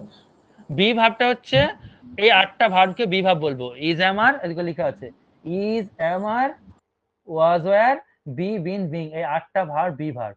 বি ভার্বের পর যদি কখনো ভি3 দেখো তাহলে বলবে স্যার, তাহলে বলবে স্যার মিউট করো প্লিজ, বি ভার্বের পর যদি কখনো ভি3 কে দেখো তাহলে সেটা কিন্তু হুট করে পারফেক্ট বলে দেবে না, কারণ ভি থ্রি মানেই পারফেক্ট নয়। ভি থ্রির আগে বি ভার্ব থাকা মানে তুমি দেখ বি ভার্বটা কোন টেন্সে আছে। বি ভার্বটা ইজ যেহেতু প্রেজেন্ট টেন্সকে ইঙ্গিত করে, তাই এটা হয়ে গেল সিম্পল প্রেজেন্ট টেন্স, আর বাক্যটা হচ্ছে প্যাসিভ, এটা মনে রাখবে। এবার বলবে স্যার অনেকের মনে প্রশ্ন জাগছে, আমি জানি তোমাদের মনে প্রশ্ন জাগবে, তোমাদেরকে বলার আগে আমি বলে দেবো, স্যার বি ভার্বের পর কি শুধুমাত্র ভি থ্রি বসতে পারে, আর কেউ কি বসতে পারে না? অবশ্যই বসতে পারে, কেন পারবে না? কে কে পারে দেখো, বি ভার্বের পর কে কে বসতে পারে, কে কে মনে পড়ে গেল। যাই হোক, বি ভার্বের পর V three and V four দুটোই বসতে পারে। কখন ভি থ্রি বসবে জানো তো বি ভার্বের পর? যদি বাক্যের এইগুলো থেকে কমন এরর আসে, আমি প্র্যাকটিস সেট করাবো, এইগুলো সব কাজে লাগবে। যদি বাক্যের সাবজেক্টটি নন ডুয়ার হয়, নন ডুয়ার ডুয়ারের পরে একটা ক্লাস হবে, চিন্তা নেই, নন ডুয়ার হয়। আর ভি ফোর কখন হবে জানো তো? যদি বি ভার্বের পর বলছি, কিন্তু যদি বাক্যের সাবজেক্টটি ডুয়ার হয়। স্যার উদাহরণ তো দিন। স্যার কখনো উদাহরণ ছাড়া যাবে নাকি? তাই লজিক দিবে তারপর বাড়ি যাবে। সরি, বাড়িতেই আছে। দেখো কি বলছে, the picture is seen by me. এই যে দেখো ভি থ্রি, এই যে বি ভার্ব, বি ভার্বের পর ভি থ্রি আছে, কখন আছে? কারণ যে সাবজেক্টটা এই বাক্যে আছে দ্য পিকচার, পিকচার কি নিয়ে নিজে দেখা হয় নাকি? পিকচারকে আমি দেখছি, পিকচার তো দেখছে না, তো পিকচারটা হচ্ছে নিজে কাজ করতে পারে না, তাহলে হচ্ছে নন ডুয়ার। যে নিজে কাজ করতে পারে না সে হচ্ছে নন ডুয়ার। তাহলে বি ভার্বের পর ভি থ্রি হলো কখন? যখন বাক্যের যে সাবজেক্ট সে হলো নন ডুয়ার। এবার দেখো আমি বলছি তোমায় যে স্যার ডুয়ার বলবো তো, শেষ করো, শেষ করতে দাও, সব বলবো, শেষ করব তারপর কথা হবে। ডুয়ার হবে, নন ডুয়ার হবে, সব হবে। এবার দেখো, ধরো বললাম he is watching the movie, এই যে বি ভার্ব, ঠিক আছে, এই যে বি ভার্ব, এই বি ভার্বের পর কি হয়েছে দেখো ভি ফোর, সরি আমি কি বলছিলাম, কোথায় চলে গেলাম। বি ভার্বের পর ভি থ্রি হতে পারে, আর বি ভার্ব, হ্যাঁ এই তো ঠিকই বলছি, বি ভার্বের পর ভি ফোর। তাহলে দেখো এই যে বি ভার্ব, এই বি ভার্বের পর, বি ভার্বের পর দেখো ভি ফোর হয়েছে, কেন হয়েছে? ভার্বের 4 নম্বর, কেন হয়েছে? তার কারণ দেখো এই যে হি মুভিটা দেখছে, কিন্তু মিউট করো কারণ অন আছে, মুভিটা দেখছে কে? সে। তাহলে সে, এই যে সে দেখার কাজটা করছে, তো সে তো নিজে দেখছে, তাহলে এখানে বাক্যের সাবজেক্ট হি, হিটা ডুয়ার, এই জন্য বি ভার্বের পর হলো ভি ফোর। এরকমও প্রশ্ন আসতে পারে পরীক্ষায়, কেউ ধরো এরকম দিয়ে দিল, ওয়াচিংটা শূন্য স্থানে রেখে দিল, ঠিক আছে, এটাকে ধরো শূন্য স্থান দিয়ে দিল ওয়াচিং এর এখানে, দি বলছে option A watching, option B watched. তুমি যদি জেনে রাখো স্যার বি ভার্বের পর ইজ আছে, ভি থ্রি বলেছে স্যার, ওয়াচ করে দিলাম, হবে না, তোমাকে দেখতে হবে বি ভার্বের পর ভি থ্রি তখনই দিতে পারবে যখন বাক্যের সাবজেক্টটি থাকবে ডুয়ার, এই নন ডুয়ার। বি ভার্বের পর ভি থ্রি তখনই হবে যখন বাক্যের সাবজেক্টে নন ডুয়ার হবে। যেহেতু এখানে বাক্যের সাবজেক্টে নিজেই কাজ করছে, মুভি দেখার, তাহলে এটা ডুয়ার, তাহলে বি ভার্বের পর হবে ভি ফোর, ওয়াচিং হচ্ছে কারেক্ট আনসার। ক্লিয়ার হলো? ফিডব্যাক বলো বলো একজন। ডুয়ার ডুয়ার নন ডুয়ারটা একটু বলে দেন হালকা করে। হ্যাঁ এই স্যার যে একটু বলে ডুয়ার দিন। হচ্ছে, এই যে ডুয়ার হচ্ছে যে কাজ করে, বাক্যের যে কাজ করবে যে সাবজেক্টটা সে ডুয়ার, আর যে কাজ করবে না সে নন ডুয়ার। কি ব্যাপারটা ধরো তুমি ধরো খেলা করছো, ভালো করে শোনো, তুমি খেলা করছো, আই প্লেড ফুটবল, আমি ফুটবল খেলেছিলাম, আমি ফুটবল খেলেছিলাম। তাহলে দেখো এই বাক্যের যে সাবজেক্ট আই, বলো তো ডুয়ার না নন ডুয়ার? ডুয়ার ডুয়ার ডুয়ার ডুয়ার, কারণ কারণ আমি নিজেই খেলেছিলাম। আর আমি এইটা দেখো কি বলছি, আমি তোমাদেরকে আমার স্ট্যাটাসে একটা লিংক দিয়েছিলাম, 2 সেকেন্ড 3 সেকেন্ডে ভয়েস চেঞ্জ করার নিয়ম। যাদের জেনারেল সেন্স আছে তারা দেখবা ভিডিওটাকে ভালো লেগেছে, আশা করছি। মিউট করো, আওয়াজ হচ্ছে তো, সেই জায়গায় এই জিনিসটা আছে, নিয়ম। মিউট করো। ফুটবল ওয়াজ প্লেড, দুবার হয়ে গেল, ওই জন্য মনে হয় বলতে চাইছিলেন নাকি কেউ, football was played by me, football was played by me. তাহলে দেখো এই বাক্যে যে সাবজেক্টটা ফুটবল, এটা কি ডুয়ার না নন ডুয়ার? ফুটবল খেলতে পারবে নিজে নিজে? ফুটবলটা এই বাক্যে যে Non-doer. সাবজেক্ট, হ্যাঁ এটা স্যার, নন ডুয়ার। non-doer।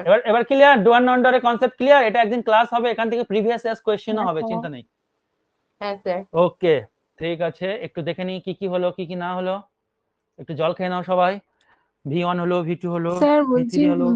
প্রেজেন্ট পারফেক্ট বলো। আর পাস্ট পারফেক্টটা বললেন, একবার ফিউচার পারফেক্টটা বলে দেবেন কোনগুলো বসে? ফিউচার পারফেক্ট এখন ওই শ্যাল উইল এগুলো আসবে, হ্যাঁ, শ্যাল হ্যাভ উইল হ্যাভ এগুলো হচ্ছে ফিউচার, বলে দিই। আচ্ছা আচ্ছা। বলে দিই, বললো যখন বলেই দিই, ওটা টেন্সে করাবো বলে আমি এখন বললাম না। আচ্ছা চলো, I shall have done the work, আমি কাজটা করে থাকবো।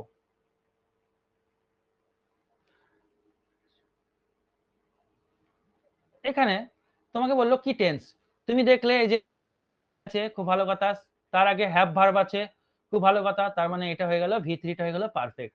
এবার প্রেজেন্ট পারফেক্ট না পাস্ট পারফেক্ট না ফিউচার পারফেক্ট? চারটে মডালস আছে, চারটে মডালস আছে যারা ফিউচার সেন্সকে ইঙ্গিত করে, শ্যাল, উইল, ক্যান, মে। এই চারটে মডালস সব সময় ফিউচার অর্থ প্রকাশ করে, ফিউচার সেন্সকে, ফিউচার উড সেন্স। উড এগুলো হয় না? হ্যাঁ ওগুলো তো হবে, ওগুলো হবে, ওগুলো হবে। শ্যাল উইলের এই পাস ফর্মই তো শুড উড, হ্যাঁ, শ্যাল উইল ক্যান মে এদেরই পাস ফর্মই তো উইল এই উড। শ্যাল আর উইলের পাস ফর্ম উড, জানো তো? শ্যাল আর উইলের দুটোরই পাস ফর্ম হয় উড, জানো হ্যাঁ না? স্যার, জানি না হ্যাঁ। আমি। হ্যাঁ শুড নয়, কিন্তু শুডও হয় শ্যালের পাস ফর্ম, কিন্তু ওটা উচিত অর্থে, পরে বলবো ওটা, এটা হ্যাঁ V2। স্যার। তো এবার ফিউচার সেন্সকে ইঙ্গিত করে এরা, তাহলে তুমি যেই দেখে নিলা হ্যাভ এর পর V3 আছে পারফেক্ট, এবার শ্যাল আছে, তার মানে কি ফিউচার সেন্স ইঙ্গিত করে, তাহলে কি পারফেক্ট হয়ে গেল? বাক্যটা হয়ে গেল ফিউচার পারফেক্ট। Future perfect. এইভাবে, আর হ্যাঁ পারফেক্টে শুধু হ্যাভ হয় না? হ্যাঁ, না পারফেক্ট শ্যাল টেন্সে উইলের পর ফিউচারে, ওটা তো পাস্ট পারফেক্টে হ্যাড হয়, ফিউচার পারফেক্টে হ্যাড হয় না। ফিউচার পাস্ট পারফেক্ট বলে কিছু হয়, পরে বলবো ওটা, ওটা পরে বলবো, এতগুলো বলতে গেলে তাহলে অন্যগুলো হবে না। আই শ্যালের পর সবসময় হ্যাভই হয়, উইলের পর হ্যাভ হয়, হ্যাড হয় না। V1 হয়, কেন হয় বলবো, সব আছে। তাহলে V1 হলো, V2 হলো, V3 হলো, V4 হলো, এই মাথার উপর দিয়ে চলে যাবে। এরপর থিওরি ক্লাস এতটাই থাকবে, পরের দিন আমি প্রেজেন্ট ইনডিফিনাইট টেন্স করাবো। তার আগে প্রেজেন্ট ইনডিফিনাইট টেন্সে তোমাদের আজকে আমি এক্সারসাইজটা দিয়ে দেবো, করানোর আগেই দিয়ে দেবো, তাহলে তোমরা খাতায় তুলে রাখবে, সুবিধা হবে তোমাদের করতে। ঠিক আছে, গোটা 8-10, কারণ প্রেজেন্ট ইনডিফিনাইট থেকে অল্প থাকবে, তারপর একটা একটা করে টেন্স করাবো আর এক্সারসাইজ লোড করবো। আরো কি কি পিডিএফ দেবো আমি লাস্টে বলছি, এখন রেকর্ড হচ্ছে তো ক্লাসটা, নেই বড় হয়ে যাবে। তো আমরা এবার ভোকাব সেকশনে চলে আসবো। ভোকাবুলারি প্রতিদিন করতে হবে লাস্ট আধা ঘন্টা, নাহলে কিন্তু পরীক্ষায় ভালো রেজাল্ট হবে না। আর থিওরি যতটা করালাম খাতায় সুন্দর করে নোট করবা, বারবার করে বলছি, প্রত্যেককে বলছি, থিওরি কিন্তু নিজের হাতে নোট বানাও, নোট আমার কাছে চেয়েও না, আমি এগুলো নিজে থেকে তৈরি করে বলি, পড়াশোনা চর্চা থেকে। এগুলো কোনো খাতায় লেখা সম্ভব নাকি? এত কিছু এগুলো খাতায় কি করে নোট বানাবো, তাই না? এত কিছু বললাম, তোমার যেটুকু দরকার তুমি তুলে নেবে। আচ্ছা, হ্যাঁ বলো বলো বলো, শুনছি। প্রেজেন্ট ইন্ডিপেন্ডেন্টের একটা কোশ্চেন করে কিরকম কিরকম করাবেন একটু দেখান না। প্রেজেন্ট ইনডিফিনাইট আজকে কোশ্চেন করলে বুঝতে পারবে না। প্রেজেন্ট ইনডিফিনাইট টেন্সটাকে আজকে যেমন টেন্স জিনিসটা কি বোঝালাম, প্রেজেন্ট ইনডিফিনাইট টেন্সটা ওরকম বোঝাতে হবে, মিনিট 15-20 লাগবে, বুঝতে পেরেছো? পরের দিন জিজ্ঞেস করবা, কারণ পরের দিন আমি প্রেজেন্ট ইনডিফিনাইট যাইনি তো, প্রেজেন্ট ইনডিফিনাইট যাইনি তো। ও আচ্ছা, প্রেজেন্ট ইনডিফিনাইট তুমি সেন্টেন্স দিয়ে বলছো, কিভাবে বুঝবো? হ্যাঁ হ্যাঁ, ওকে, মিউট করো। এটা পরের দিনও দেখাবো যদিও, তবু বলছো যখন, পাবলিকের request. He plays football, elimination পদ্ধতিতে দেখাবো, আর এমনি নরমালি লজিকটা দেখাবো পরের দিন, প্রেজেন্ট ইনডিফিনাইট বলবো তারপর। ধরো এখানে চারটে ভাগ দিয়ে দিল, present indefinite, present continuous, present perfect আর প্রেজেন্ট পারফেক্ট কন্টিনিউয়াস। বললো এটা কি টেন্স? ঠিক আছে, লজিক তো কাল পরের দিন দেবো। হ্যাঁ, তাহলে তুমি এলিমিনেশন পদ্ধতি কিভাবে করবে? স্যার বলেছে কন্টিনিউয়াস টেন্স তখনই হবে যখন ভার্বে 4 নম্বর ফর্ম থাকবে, অর্থাৎ আইএনজি ফর্ম থাকবে। এখানে একটাই ভার্ব আছে প্লেজ, আইএনজি ফর্ম নেই, তাই option B eliminate. Option D তে এসো, প্রেজেন্ট পারফেক্ট কন্টিনিউয়াস, কন্টিনিউয়াস মানে স্যার বলেছে ভার্বের 4 নম্বর ফর্ম থাকবে, কিন্তু এখানে নেই, অপশন ডি এলিমিনেট। হয়ে গেল 50-50, present indefinite, present perfect. Sir বলেছে প্রেজেন্ট পারফেক্ট তখনই হবে যখন হ্যাজ, হ্যাভ এই দুটোকেই নিলাম, কারণ হ্যাজ আর হ্যাভ একমাত্র প্রেজেন্ট টেন্সেই হয়। হ্যাজ V5 আর হ্যাভ V1, V1 আর V5 প্রেজেন্ট টেন্স হয়। হ্যাড হয়ে গেলে তো পাস্ট টেন্স হয়ে যাবে, তাই না? এদের পর যদি V3 থাকে তবেই স্যার বলেছে সেটা প্রেজেন্ট পারফেক্ট হবে। তাহলে এরা হ্যাভ ভার্ব এখানে নেই, V3ও নেই, তাহলে এটা প্রেজেন্ট পারফেক্ট হবে না। পড়ে থাকলো প্রেজেন্ট ইনডিফিনাইট বা সিম্পল প্রেজেন্ট, তাহলে অপশন এ। কেমন লাগলো বলো? আচ্ছা, ভালো। এইভাবে পড়তে হবে। এটা হচ্ছে ভালো স্যার। অপশন টেস্ট করে উইদাউট টেন্স শেষ না করে টেন্স চেনার উপায়। স্যার ওকে, মিউট বলছিলাম করো। পিপিটা, হ্যাঁ স্যার এই পিপিটিটা একটু শেয়ার করে দেবেন স্যার গ্রুপে, তাহলে নোট বানাতে একটু সুবিধা হতো আর কি। কেন করব না, কেন করব না? এটা আমার কাছে পার্সোনাল পড়ছো, এখানে অনেক কিছুই পাবে, বলার আগেই বহুত কিছু পেয়ে যাবে।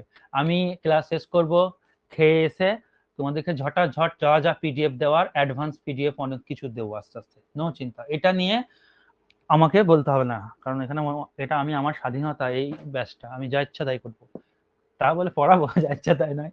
এখন ব্যাপার হচ্ছে তোমাদেরকে আর কি কি মুখস্থ বিদ্যা সেই নোটও আজকে দিয়ে দেবো, যেমন অ্যাপ্রোপ্রিয়েট প্রিপারেশন এগুলোও দিয়ে দেবো, ফেজাল ভাব সব দিয়ে দেবো, চিন্তা নেই। চলো আর ভোকাবে চলে আসি। এবার ভোকাবের খাতার ব্যাপারে যে বলছিলে তাকে আমি বলছি। প্রথম হচ্ছে থিওরি, আগের দিন ডেমো ক্লাসে যেটা করেছি ওটা লেখার প্রয়োজন নেই, কিন্তু ওটা লিখলে কোথাও সাইডে লিখে রাখতেই পারো, no problem. But idiom phrases একটা খাতা, ভোকাবুলারি যে খাতাটা হবে, তুমি ইডিয়াম ফ্রেজ আলাদা করে খাতা করলে করতে পারো, না করলে ওখানে পাট পাট করে প্রতিদিনের ডেট দিয়ে লিখতে পারো। ইডিয়াম ফ্রেজেস 5টা করে হচ্ছে আমাদের, কোনো কোনো দিন অনেকও হতে পারে, কোনো কোনো দিন সিনোনিমটা কম হবে, ইডিয়াম ফ্রেজ বেশি হবে, এরকম করে আমি আমার মতো করে সাজিয়ে নিয়ে আসবো, চিন্তা নেই। ইডিয়াম ফ্রেজেসটা কিন্তু 5টা, আগে যে 5টা হয়েছে, অর্থাৎ আমি যেটা বলতে চাইছি, এটা হয়েছে, এইটা, এইটা হয়েছে, এগুলো হয়েছে সব, কোল্ড ফিট এগুলো হয়েছে, এগুলো আমি আর এখন আজকে এগুলো করাবো না, কারণ আগের দিন হয়ে গেছে। যারা নতুন জয়েন করেছো ডেমোটা বা আমার রেকর্ডিং আছে তো টিচমিন্টে, দেখে 5টা লেখার পর আজকে 6 নম্বর থেকে শুরু করবা, এগুলো পরপর থাকবে। আগের দিন যে এগুলো ভোকাবুলারি গুলো করেছি সেগুলো তুলে নেবে। ভোকাবুলারি যেখানে পাবে, আমার হোক অন্য স্যারের হোক, যেখানেই পাবে, যা পাবে তুমি নিজে বানাও, গুগলে সার্চ করো, সিনোনিম লিখো, অ্যান্টোনিম লিখো। ভোকাবুলারি কিন্তু তোমার দায়িত্ব বেশি স্যারদের থেকে, তারপর তো আমি করাচ্ছি বা করাবোই। যত বেশি মুখস্থ করবে ভোকাবুলারি, তত তোমার ডেসক্রিপটিভ ইংলিশ, অবজেক্টিভ ইংলিশ দুটোতেই কাজে দেবে। তো দেখো ইডিয়াম ফ্রেজেস নাম্বার 6 নম্বর ইডিয়াম ফ্রেজেস আজকে আমরা পড়বো। দেখতেই পাচ্ছ শামুকের মতো গতি, স্নেল স্পিড, স্নেলের ছবি দিয়েছে দেখো, রেস লাগিয়েছে, সবাই আগে বেশি যাচ্ছে ঠিকই, বলো। ধীর ধীর গতি সম্পন্ন এই অর্থে সে বোঝানো হচ্ছে। একদম, আমি লিখে দিয়ে আছি ফটাফট, যারা জানো শোনো। তো শামুক দেখবা খুব আস্তে আস্তে যায়, তাই অ্যাট স্নেল স্পেস এই ইডিয়ামটা যেখানে দেবে 4টে অপশনের মধ্যে তুমি দেখবা যখনই ভেরি স্লোলি, খুব ধীরে ধীরে, আস্তে আস্তে যখন বোঝায় তখন অ্যাট স্নেল স্পেস কথাটা লেখা থাকে, অর্থাৎ এর বাংলা লিখবে খুব ধীর গতিতে, খুব ধীর গতিতে। একটা উদাহরণ দিই, ধরো বললো তুমি কিছু একটা রিসার্চ করছো, ধীরে ধীরে রিসার্চ করছো তো টাইম লাগবে, হুট করে তো রিসার্চ সিদ্ধান্তে যাওয়া যায় না। মাই রিসার্চ ইজ মুভিং, আমার গবেষণাটা মুভ করছে, খুব ধীর গতিতে বলতে চাইছো, তো স্লোলি না লিখে তুমি যদি লিখো না at a snail space, examiner descriptive ইংলিশে খুশি হবে, নাম্বার তোমাকে দেবে, চাকরি তোমার হবে। অ্যাট এ স্নেল স্পেস, হ্যাঁ, my research is moving slowly, যেটা my research is moving at a snail space, এটা কিন্তু 100% শুনতে দারুণ লাগছে এবং নাম্বারও খুব ভালো ডেসক্রিপটিভ ইংলিশে দেবে। স্লোলিটা সঠিক, মানে ঠিক একই, বাট স্ট্রাকচারের মধ্যে একটু ডিফারেন্স রয়ে গেল, স্ট্রাকচারটা একটু সলিড হলো, কনক্রিট হলো। নেক্সট আমরা চলে যাব অ্যাকিলিস হিল, অনেকেই জানোই গল্পটা। দেখো গোড়ালিতে এই যে লোকটা ছবি দেখছো, অ্যাকিলিস হিরো, এর গোড়ালিতে তীর লেগে আছে। গল্পটা শোনো, গল্পটা হচ্ছে, যারা ইংলিশ অনার্স জানো, অ্যাকিলিস ছিলেন গ্রিক পুরাণের অন্যতম শ্রেষ্ঠ বীর যোদ্ধা, ওয়ারিয়ার। একে হারানো কিন্তু চারটেখানি কথা নয়, ছিল না, ঠিক আছে? তো অ্যাকিলিস ছিলেন গ্রিক পুরাণের অন্যতম শ্রেষ্ঠ বীর যোদ্ধা, আর এই অ্যাকিলিসের শুধুমাত্র পায়ের যে গোড়ালি ছাড়া বাকি যা কিছু তুমি যেখানে তীর মারো গুলি মারো যা করো না কেন ও মরবে না। এইটা হচ্ছে ওর উইক পয়েন্ট, দুর্বল পয়েন্ট। প্রতিটা মানুষের দেখবে দুর্বল পয়েন্ট থাকে। তোমার যখন কোনো কাছের লোক তোমাকে আঘাত করে, অন্য কিছুতে আঘাত করতে পারবে না। দেখো তোমার উইক পয়েন্টে কিন্তু যেই কথা বলে দেবে না, তুমি কিন্তু ওই ছোট্ট একটা কথাতে ঘায়েল হয়ে যাও। তো প্রতিটা মানুষের একটা উইক পয়েন্ট আছে। ঠিক সেরকম অ্যাকিলেস এরও উইক পয়েন্ট ছিল কোথায়? গোড়ালিতে। তাই তুমি এই যোদ্ধার বুকে হোক যেখানে হোক তীর মারো না কেন কিচ্ছু মরবে, কিন্তু এইখানে যদি মেরে দাও না শেষ। তো এই অ্যাকিলেসের উইক পয়েন্ট হচ্ছে গোড়ালি। তার মানে অ্যাকিলাসকে মারতে হলে তার গোড়ালিতে আঘাত করে তাকে মারতে হবে। ট্রয় বলে একটা যুদ্ধ হয়েছিল, সেই ট্রয় যুদ্ধে এই পায়ের গোড়ালিতেই তাকে তীরবিদ্ধ করে কেউ, এবং অ্যাকিলিস মারা যায়। ঠিক আছে, সেখান থেকে এসেছে অ্যাকিলিসেস হিল। অর্থাৎ এর অর্থ কোনো ব্যক্তির দুর্বল অংশে, মানে দুর্বল অংশে আঘাত করা বা দুর্বল অংশ কোনো ব্যক্তির ধ্বংসের কারণ। ঠিক আছে, লিখে নিই, ইংলিশটা লিখি। A small fault, a small fault or weakness অথবা দুর্বলতা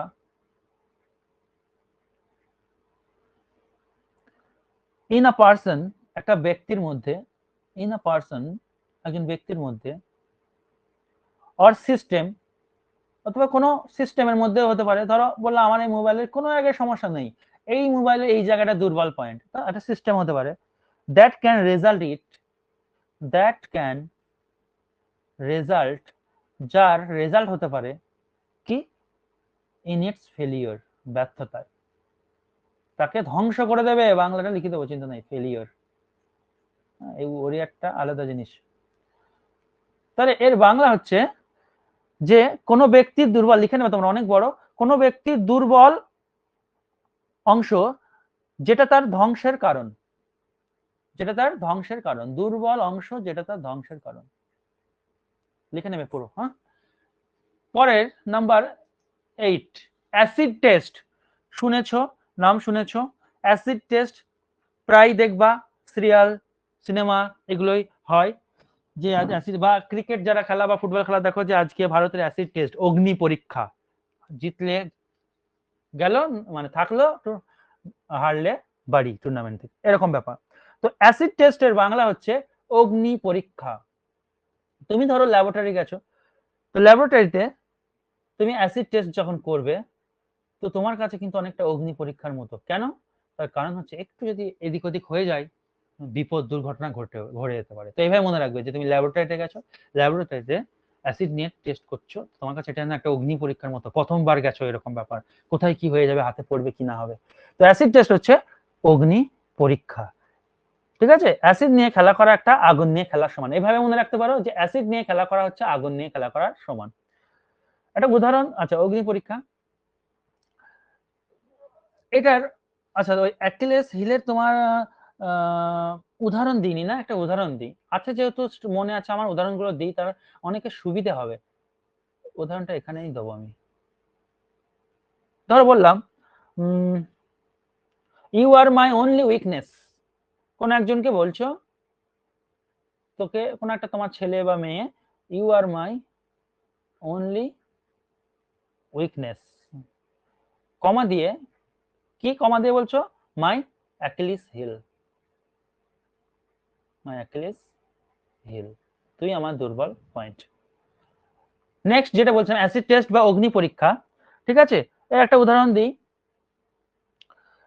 এর ইংলিশটা লিখে দিই আগে, তাই তো, ক্রুশিয়াল অ্যাপ্রাইজাল বলতে পারো, এই ওয়ার্ডটা দিয়ে দিতে পারে, তাই একটু কঠিন হলেও মুখস্থ রাখবে। ক্রুশিয়াল বলি না, ক্রুশিয়াল পয়েন্ট, তো ক্রুশিয়াল অ্যাপ্রাইজাল এটার মানে হচ্ছে অগ্নি পরীক্ষা, গোটাটাই মুখস্থ রাখবা। উদাহরণ দিই, ধরো দিস এক্সাম, এই পরীক্ষাটা ইজ অ্যান অ্যাসিড টেস্ট, হচ্ছে একটা অগ্নি পরীক্ষা ফর মি, আমার কাছে বা আমার জন্য, এটা হচ্ছে অগ্নি পরীক্ষা। পরের হচ্ছে ইডিয়ামস, অ্যাভাব বোর্ড। দেখো একজন বোর্ড তুলে নিয়ে দিয়েছে, স্যার গল্পটা মনে রাখো, বলো। স্যার আপনি যে উদাহরণগুলো দিতেছেন ওগুলো কি মুখস্থ করতে লাগবে? না না না না না, মুখস্থ না, এগুলো ব্যবহারিক জীবনে কাজে লাগতে পারে। ঠিক আছে, বুঝতে পেরেছো? বা সেগুলো থেকে পরীক্ষায় কিরকম দেবে দেখো, পরীক্ষায় ধরো এরকম দিয়ে দিল, this exam is dash for me, দিয়ে 4টে অপশন দিল। হ্যাঁ, তার মধ্যে থাকলো অ্যাসিড টেস্ট, আরো অনেক কিছু থাকবে যেগুলোর অর্থই আসবে না, অ্যাসিড টেস্টে অর্থটা সঠিক অর্থ বহন করবে, বসিয়ে দিলে, ওই জন্য দিচ্ছে আর কি। তো দেখো ও অ্যাভাব বোর্ড, অ্যাভাব বোর্ডের মানে কি? অ্যাভাব বোর্ডের বাংলা হচ্ছে স্পষ্ট এবং সৎ। একদম যা বলে সামনে বলে দেয়, স্পষ্ট এবং সৎ। তো অনেস্ট অ্যান্ড ওপেন, ইংলিশ হচ্ছে অনেস্ট অ্যান্ড ওপেন। এটাকে মনে রাখা জন্য একটা গল্প মনে রাখবে। ধরো এই লোকটা অ্যাভাব বোর্ড, বোর্ডটা উপরে তুলে দিয়েছে, বোর্ডটা উপরে তুলে দিয়েছে। ধরো একটা কনফারেন্স রুমে রয়েছে সবাই, সেখানে কোনো কিছু নিয়ে আলোচনা হচ্ছে, কোনো একটা দুর্নীতির ব্যাপারে বলছে, দুর্নীতিটা করতে হবে, তো তুমি করতে চাও না, তুমি অতগুলো দূরে বসে আছো, তো তোমার কাছে মাইক্রোফোন নেই, তুমি বোর্ড কাছে কোনো বোর্ড বা পেপার আছে, লিখে দিয়েছো, দিয়ে হাতটা তুলে দিয়েছো, বলে দিচ্ছ যে আমি এটা করতে পারবো না, বা আমাদের দ্বারা এটা সম্ভব না, এটা 2 নম্বরই দুর্নীতিবাজ কাজ হবে। তাই তুমি বোর্ডটা উপরে তুলেছো অ্যাভাব বোর্ড, তাহলে অ্যাভাব বোর্ড দিয়ে এরকম বোর্ডে তুমি লিখে দিয়েছো আমি এই কাজটা করতে পারবো না। কেন করতে পারবো না কাজটা? তার কারণ তুমি সৎ, এবং তুমি খুব স্পষ্ট করে বলে দিচ্ছ পারবো না, একদম বোর্ডটাকে লিখে দিয়ে বলে দিচ্ছ। এরকম করে একটা গল্প বানিয়ে নেবে, আমি আমার মতো বললাম, তুমি তোমার মতো বলবে, তাতে কোনো ব্যাপার নেই। এবার দেখো ইডিয়মস এন্ড ফ্রেজেস। আচ্ছা, রেকর্ড হচ্ছে কিনা একবার চেক করে নিই, হচ্ছে। ইডিয়মস এন্ড ফ্রেজেস 10 নম্বর। এবার এবিসি, এবিসি সবাই আমরা জানি এবিসি। ধরো ইংরেজি, ইংরেজি যে ল্যাঙ্গুয়েজটা, ইংলিশটা জানতে গেলে আমাদেরকে প্রথমেই যেটা শিখতে হয়েছে তার ফান্ডামেন্টাল ব্যাপার, যেটা যার মধ্যে যেটা ইংলিশ অ্যালফাবেট। তো ইংলিশ অ্যালফাবেট, আচ্ছা একটা প্রশ্ন করি, আমার এখানে যারা পুরাতন স্টুডেন্ট আছে তারা কিন্তু উত্তর দেবে না, তার চুপ করে বসে থাকবে। আচ্ছা কেউ একজন আমাকে বলতে পারবে ইংরেজিতে অ্যালফাবেট কটা? বলো বলো, ভয় করবে না। 26টি। 26টি, গুড, 26টা। আরো কেউ বলো। আমি গুনিনি, বুঝলে, আমি কোনোদিন গুনিনি। আচ্ছা, আমি কখনো গুনিনি, তাই তোমাদেরকে জিজ্ঞেস করছি। দেখো শোনো, যারা বললে শোনো, যারা বললে ইংলিশে অ্যালফাবেট 26টি, তারা একদম ভুল, অ্যাবসলিউটলি রং। ইংলিশে 26টি যেটা বললে না, 26টি হচ্ছে লেটার। এই 26টি লেটার একত্রিত হয়ে একটা অ্যালফাবেট তৈরি হয়, ইংরেজি বর্ণমালা। ঠিক আছে? বর্ণমালা। তো অ্যালফাবেট একটাই আছে ইংলিশে, সেটা কি? এক থেকে এ থেকে জেড পর্যন্ত যে 26টি লেটার আছে, পুরো সেটটা হচ্ছে ইংলিশ অ্যালফাবেট। তাই আজকে যে বাচ্চাদেরকে পড়াচ্ছ, সেই বাচ্চাদেরকে গিয়ে ভুলটা শুধরে দেবে, যে ইংরেজিতে অ্যালফাবেট একটাই, সেটা কি? এ থেকে জেড গোটা সেটটা। বলো। বলছি স্যার, বলো। এইটা এ থেকে জেড অব্দি হয়তো এলোমেলো ভাবে সাজানো আছে, তাহলে কি সেটাকে অ্যালফাবেট বলবে? একসাথে যদি তোমার তুমি লেটারও তো বলতে পারবে না, অ্যালফাবেট তো অবশ্যই। দেখো এলোমেলো ভাবে সাজিয়ে দিয়ে এটা কি যদি জিজ্ঞেস করে থাকে, তোমাকে বলতে হবে যে এটা এটা একটা অ্যালফাবেট, গোটাটা যে সেট, এই সেটটা একটা অ্যালফাবেটের সেট, আর এই অ্যালফাবেট গুলো এলোমেলো ভাবে আছে, তুমিও সেরকম ভাবে বলবে। এই তো ব্যাপার, অ্যালফাবেট তো এ থেকে জেড পর্যন্ত আছে, সেটা এলোমেলো ভাবে সাজিয়ে দিয়েছে, অবশ্যই অ্যালফাবেটের লেটার 26টা থাকলে সেটা অ্যালফাবেট বলবোই। এবার যে সাজানো আছে এলোমেলো ভাবে, এটার আবার কি উত্তর দেবো? এই হচ্ছে ব্যাপার। তো দেখো এবার এবিসি ইংলিশ, এবার কি বলছো, ইংলিশ ধরো ল্যাঙ্গুয়েজটা শিখতে গেলে এবিসি আমাদেরকে প্রথমে জানতে হয়েছে, এ থেকে জেড পর্যন্ত। কারণ এবিসি বা ইংরেজি লেটারের যদি তোমার যদি বেসিক ধারণা না থাকতো, তাহলে তুমি কিন্তু ইংলিশটা শিখতে পারতে না। অর্থাৎ এবিসি মানে হচ্ছে প্রাথমিক জ্ঞান, যেটা না শিখলে তুমি ইংরেজিটা শিখতে পারতে না। তাই এবিসি কে আমি বলবো প্রাথমিক জিনিস, basic information about a subject. Basic ABC, এই ইডিয়মসটার মানে হচ্ছে বেসিক ইনফরমেশন, মূল তথ্য। কি ব্যাপারে? অ্যাবাউট আ সাবজেক্ট, যে কোনো ব্যাপারে, ইংরেজি হতে পারে, কোনো ব্যাপারে, যে আমি আমি এই ব্যাপারে আমি এর এবিসি জানি না, স্পোকেন ইংলিশ, আমি এর এবিসি জানি না, মানে আমি তো যা করেছিস তোর এই ব্যাপারটাতে বা এই ঘটনার আমি এক বেসিক কিছুই জানি না, একটুকু জানি না, এটাকে বলা হচ্ছে এবিসি, বেসিক প্রাথমিক ধারণা। ইনফরমেশন অ্যাবাউট এ সাবজেক্ট, প্রাথমিক ধারণা। তো এটা হচ্ছে তার বাংলা, প্রাথমিক জিনিস বা প্রাথমিক ধারণা। লিখে নেবে তোমরা, লিখে দিই প্রাথমিক ধারণা, এটাকে বলবো এবিসি। তাহলে কি বলবো এর উদাহরণ দেখো, হি লিখলাম the child has not learned his ABC, বা does the boy know his ABC বলে দিই। কোথায় লিখবো গো, এখানে তো কোনো এই করিনি, এখানে লিখে দিই, ফাঁকা জায়গায় রাখিনি। ধরো বললাম হি ইজ লার্নিং, সে শিখছে, হি ইজ লার্নিং, সে শিখছে হিজ এবিসি, তার যে প্রাথমিক যে নলেজটা, সেই প্রাথমিক নলেজটা অ্যাট স্কুলে, এরকম একটা উদাহরণ দিয়ে নেব। এই হচ্ছে ব্যাপার।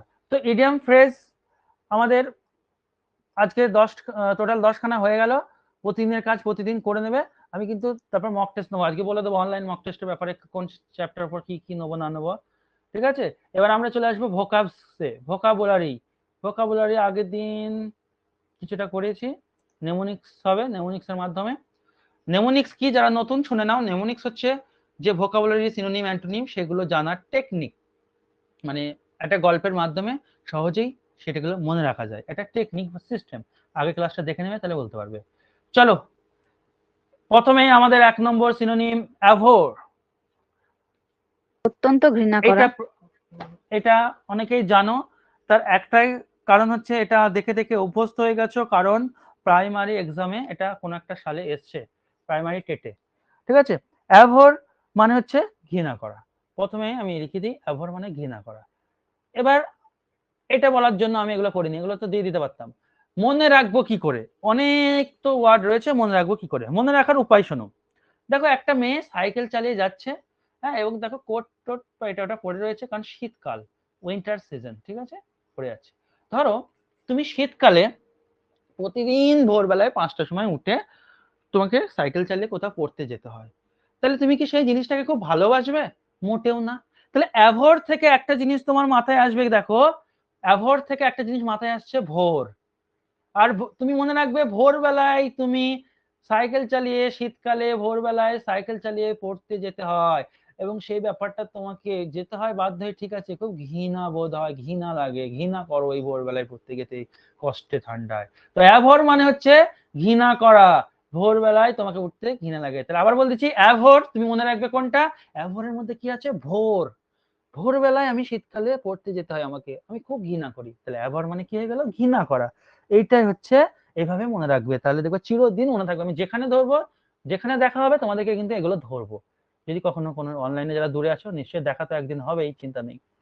তো অ্যাভোর মানে ঘৃণা করা, এর সিনোনিম অ্যান্টোনিম তোমরা কিন্তু তৈরি করে নেবে। আমি 2-4টে বলে দিচ্ছি, তোমরা কিন্তু তোমাদের এক্সট্রা কাজ থাকবে। যেমন ধরো হেট মানে ঘৃণা করা, সকলেই জানে। যেমন ধরো লুক ডাউন আপন, এটা ফ্রেজাল ভার্ব, এটার মানে ঘৃণা করা, এগুলো সিনোনিম বলছি, এটার মানে ঘৃণা করা, ঠিক আছে।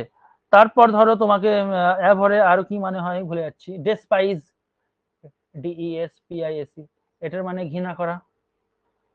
এগুলো প্রতিটার মানে হচ্ছে ঘৃণা করা। তারপর আরো আছে, আমি দিয়ে দিই, কারণ কোনটা পরীক্ষায় দেবে ঠিক নেই, আরো আছে ডিসডেন। ডিটেস্ট হবে। হ্যাঁ, অনেক আছে, তোমরা একটু লিখে নেবে গুগল থেকে, আমি যতটা পাচ্ছি দিয়ে দিচ্ছি, আমার যতটা মনে আছে। ডিসডেন মানে ঘৃণা করা। ডিটেস্ট, DETEST, ডিটেস্টটা পরীক্ষায় দেয়। ডিটেস্ট মানে ঘৃণা করা। ডেসপাইস দিয়েছি। ডিসলাইক, তুমি যেটা ঘৃণা করো, অপছন্দ করো, সেটাই মানে ঘৃণা করা, ডিসলাইক হতে পারে নিয়ারেস্ট মিনিং। লোদ, এটাও হতে পারে, LOATHE, এটা দেয় পরীক্ষায়। এগুলো সব মানে ঘৃণা করা। কতগুলো হয়ে গেল। তাহলে এর উল্টোগুলো ইজিলি পেয়ে যাবে, লাভ, ভালোবাসা, লাইক, এগুলো হবে। এই হচ্ছে কাহিনী, এইভাবে করতে হয়। সিনোনিমের ট্রিকটা কেমন লাগলো বলো, মনে থাকবে তো? খুব ভালো স্যার। একদম। এবার দেখো একজন টাকলু এসছে, সিনোনিম অ্যাবজেক্ট। অ্যাবজেক্ট, সে কি করছে, খুব দেখো চিন্তাগ্রস্ত, মালটা, হ্যাঁ মালটা খুব চিন্তাগ্রস্ত, বুঝতেই পারছো। তো অ্যাবজেক্ট তার মানে হচ্ছে শোচনীয় বা অত্যন্ত দুর্দশাগ্রস্ত, শোচনীয় বা অত্যন্ত দুর্দশাগ্রস্ত, একে বলা হয় অ্যাবজেক্ট। কিভাবে মনে রাখবে, দেখো দেখো অ্যাবজেক্ট থেকে কাছাকাছি একটা ওয়ার্ডে যাবে, নেমোনিক্স এর মাধ্যমে আমরা কিভাবে শিখি যে কাছাকাছি একটা ওয়ার্ড যাবো যেটাকে দিয়ে গল্প বানাতে পারবো। অ্যাবজেক্ট থেকে কাছাকাছি একটা ওয়ার্ড আমি গেলাম রিজেক্ট, এটা আবার এর সিনোনিম নয়, লিখে নিও না যেন, রিজেক্ট কাছাকাছি ওয়ার্ড। ধরো তুমি কোন একটা কোম্পানিতে জব পেয়েছো, খুব ভালো কথা, জব পেয়েছো, বিয়ে শাদিও করে নিয়েছো, ঠিক আছে। হঠাৎ করে কোম্পানি তো বেসরকারি, তোমাকে হঠাৎ করে তুমি কিছু একটা অন্যায় করে দিয়েছো, তোমাকে রিজেক্ট করে দিয়েছে, রিজেক্ট আর রিজেক্ট করে দিয়েছে কোম্পানি থেকে, বিয়ে শাদী করেছো, নতুন নতুন একটা জব পেলা, তাও আবার হারিয়ে গেল, কোম্পানি তোমাকে রিজেক্ট করে দিয়েছে, তুমি কি হয়ে পড়বে? শোচনীয় অবস্থা হবে, তোমার অবস্থা হয়ে গেল শোচনীয় বা খুব দুর্দশাগ্রস্ত, এভাবে মনে রাখবে। তাহলে আমি আবার বলি গল্পটা, অ্যাবজেক্ট তোমার মাথায় আসবে, অ্যাবজেক্ট মানে কাছাকাছি হচ্ছে রিজেক্ট। আমি কোম্পানিতে জব পেয়েছিলাম, বিয়ে করেছিলাম, হঠাৎ করে আবার আমাকে কোম্পানি থেকে তাড়িয়ে দিল, ফলে আমার অবস্থা কি হয়ে গেল? শোচনীয় হয়ে গেল। তাই অ্যাবজেক্ট মানে হচ্ছে শোচনীয় বা দুর্দশাগ্রস্ত, ঠিক আছে। এর কাছাকাছি মিনিং হচ্ছে ডিজেক্টেড, সিনোনিম গুলো এবার লিখবা, ডিজেক্টেড, DEJECTED, ডিজেক্টেড শোচনীয় অবস্থা। ইংরেজি একটা খুব ইম্পর্টেন্ট, ডিপ্লোরেবল, ডিপ্লোরেবল মানে শোচনীয় অবস্থা, এটা হয়।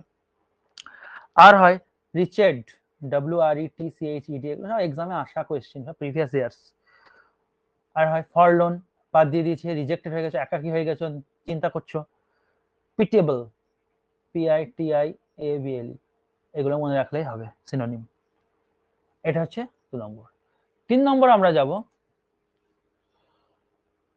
অ্যাডামেন্ট। আমি একদিন ডেমো ক্লাস দিয়েছিলাম অ্যাডামেন্টের, আরেকবার ভালো করে বলে দিই, অ্যাডামেন্ট পরীক্ষায় যেহেতু বারবার এসেছে, অ্যাডামেন্টের বাংলা হচ্ছে অনমনীয় বা অনড়।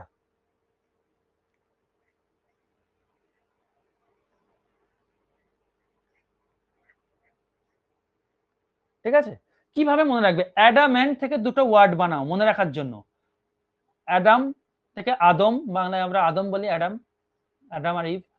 আর একটা অ্যান্ট আছে দেখো, তো ধরো তোমাদের বাড়িতে একটা ছেলে আছে, তার নাম রেখেছো আদম বা অ্যাডাম, তো সে পিঁপড়ে নিয়ে খেলা করে, পিঁপড়ে, হ্যাঁ, তোমার ইয়ে দিয়ে মেঝে দিয়ে পিঁপড়ে যাচ্ছে, পিঁপড়ে নিয়ে খেলা, সে মোটা মোটা পিঁপড়ে গুলোকে নিয়ে খেলা। তো ধরো তোমার ছোট ভাই, তার নাম দিয়েছো আদম, সে পিঁপড়ে নিয়ে খুব খেলা করে, তুমি তাকে যতই বারণ করো যে কামড়ে দিবে, যতই চেষ্টা করো, সে কিন্তু অনড়, সে কিন্তু কথা শুনবে না, সে খেলবে, একদম অনড় বা অনমনীয়, তুমি তাকে নমন মানে ইয়ে করতে পারছো না, নমনীয় করতে পারছো না, তোমার কথা শুনছে না। তো গল্পটা কি? অ্যাডামেন্ট থেকে তোমাদের বাড়ির বা তোমার ভাইয়ের নাম হচ্ছে আদম, আদম আর অ্যান্ট আছে একটা দেখো ওয়ার্ডে, আদম অ্যান্ট বা পিঁপড়ে নিয়ে খেলা করে, তুমি তাকে বারণ করছো যে কামড়ে দিবে কামড়ে দিবে, কখনোই সে শোনে না, সে অনড়, তোমার কথায় কানই দেয় না, সে করবে, অর্থাৎ এক কথাই বলতে পারো একগুঁয়ে, জেদি। হ্যাঁ, এখান থেকে আর একটা একগুঁয়ে বা জেদি, সে কিন্তু তোমার অনড় বা একগুঁয়ে বা জেদি, বুঝতে পারলে? এটা হচ্ছে ট্রিক। তাহলে এখান থেকে এর সিনোনিম গুলো হচ্ছে একগুঁয়ে, জেদি বা অ্যাডামেন্টের সিনোনিম হচ্ছে স্টাবন, এটা পরীক্ষায় দেয় জানো অনেকে। আনইয়েল্ডিং, যে বশ্যতা স্বীকার করে না, হার মানে না, তাকে বলে আনইয়েল্ডিং। আর কি হতে পারে? বোল্ড, সাহসী, অডাসিয়াস, এখানে লিখে দিচ্ছি নিচে, অডাসিয়াস সাহসী, এগুলো সব এর নিয়ারেস্ট মিনিং বা সিনোনিম বলতে পারো, ঠিক আছে। আর হতে পারে টেনাসিয়াস,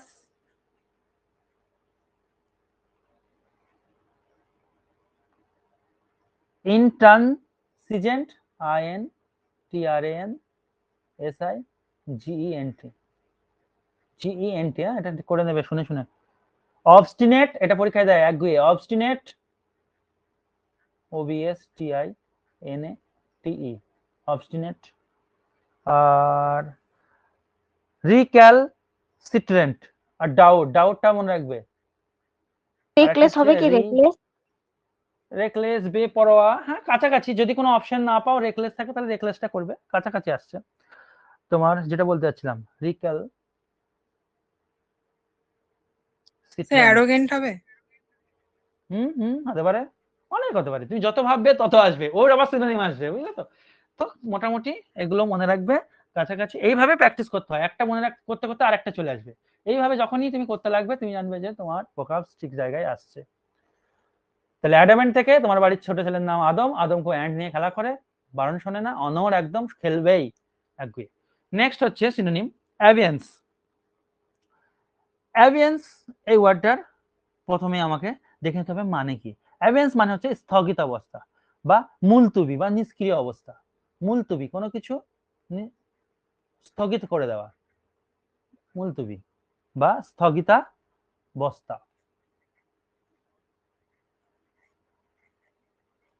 অর্থাৎ কোনো কিছুকে থামিয়ে দিয়েছে, স্টপ করে দিয়েছে, তাকে বলে অ্যাবেন্স।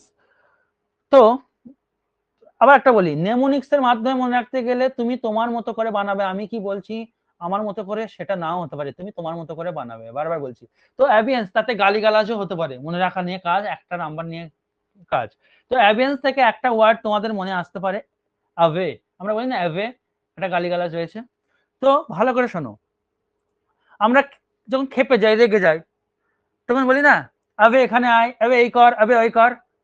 তো মনে রাখার জন্য ধরো বলো, কেউ কোন একটা কাজ করছে, হ্যাঁ, যেটা তুমি বারণ করছো, শুনছে না সে, ঠিক আছে, তো তুমি তাকে গাল দিয়ে বলছো যে আবে এই জিনিস থামাতো, কাজটাকে অফ রাখতো, স্থগিত করতো, আবে কাজটা স্থগিত কর, এরকম একটা কিছু একটা বলছো।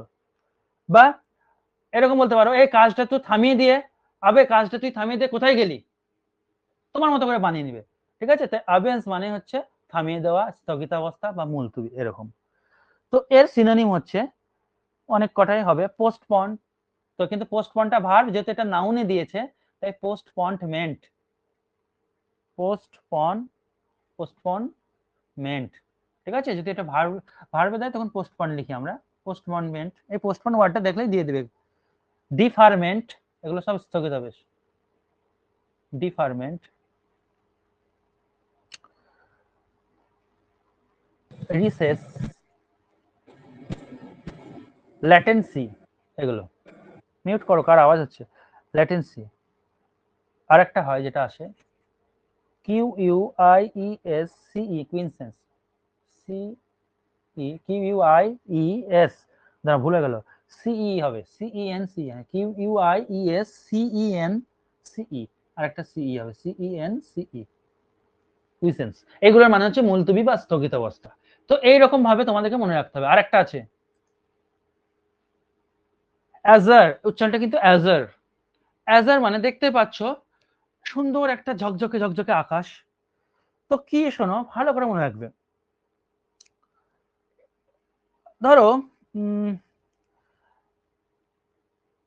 কি বলবো, অ্যাজের থেকে আজ, অ্যাজের থেকে আজ কথাটা মনে রাখবে। তো ধরো তুমি ছাদের উপর উঠেছো, দিয়ে আকাশটার দিকে তাকাচ্ছ, আকাশটার দিকে তাকাচ্ছ, এ দিয়ে সবকিছু হয়ে যাবে। দেখো অ্যাজের বাংলা মানেটা আগে বলি, নাহলে ভালো আসবে না। অ্যাজের বাংলা মানে হচ্ছে উজ্জ্বল নীল, যেটা ছবিতে দেখতেই পাচ্ছ, উজ্জ্বল নীল কালারটা। তো অ্যাজের থেকে একটা ওয়ার্ড বানিয়ে নাও আজ।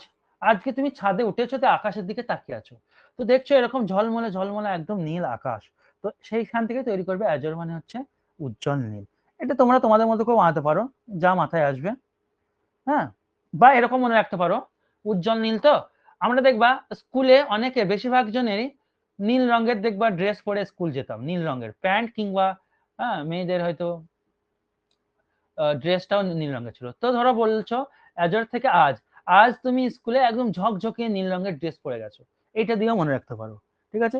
তো এর সিনোনিম গুলো হচ্ছে, এর সিনোনিম অ্যাজের কি দেবো, এর বেশি আসে না, দিলে দেবে এরকম ব্রাইট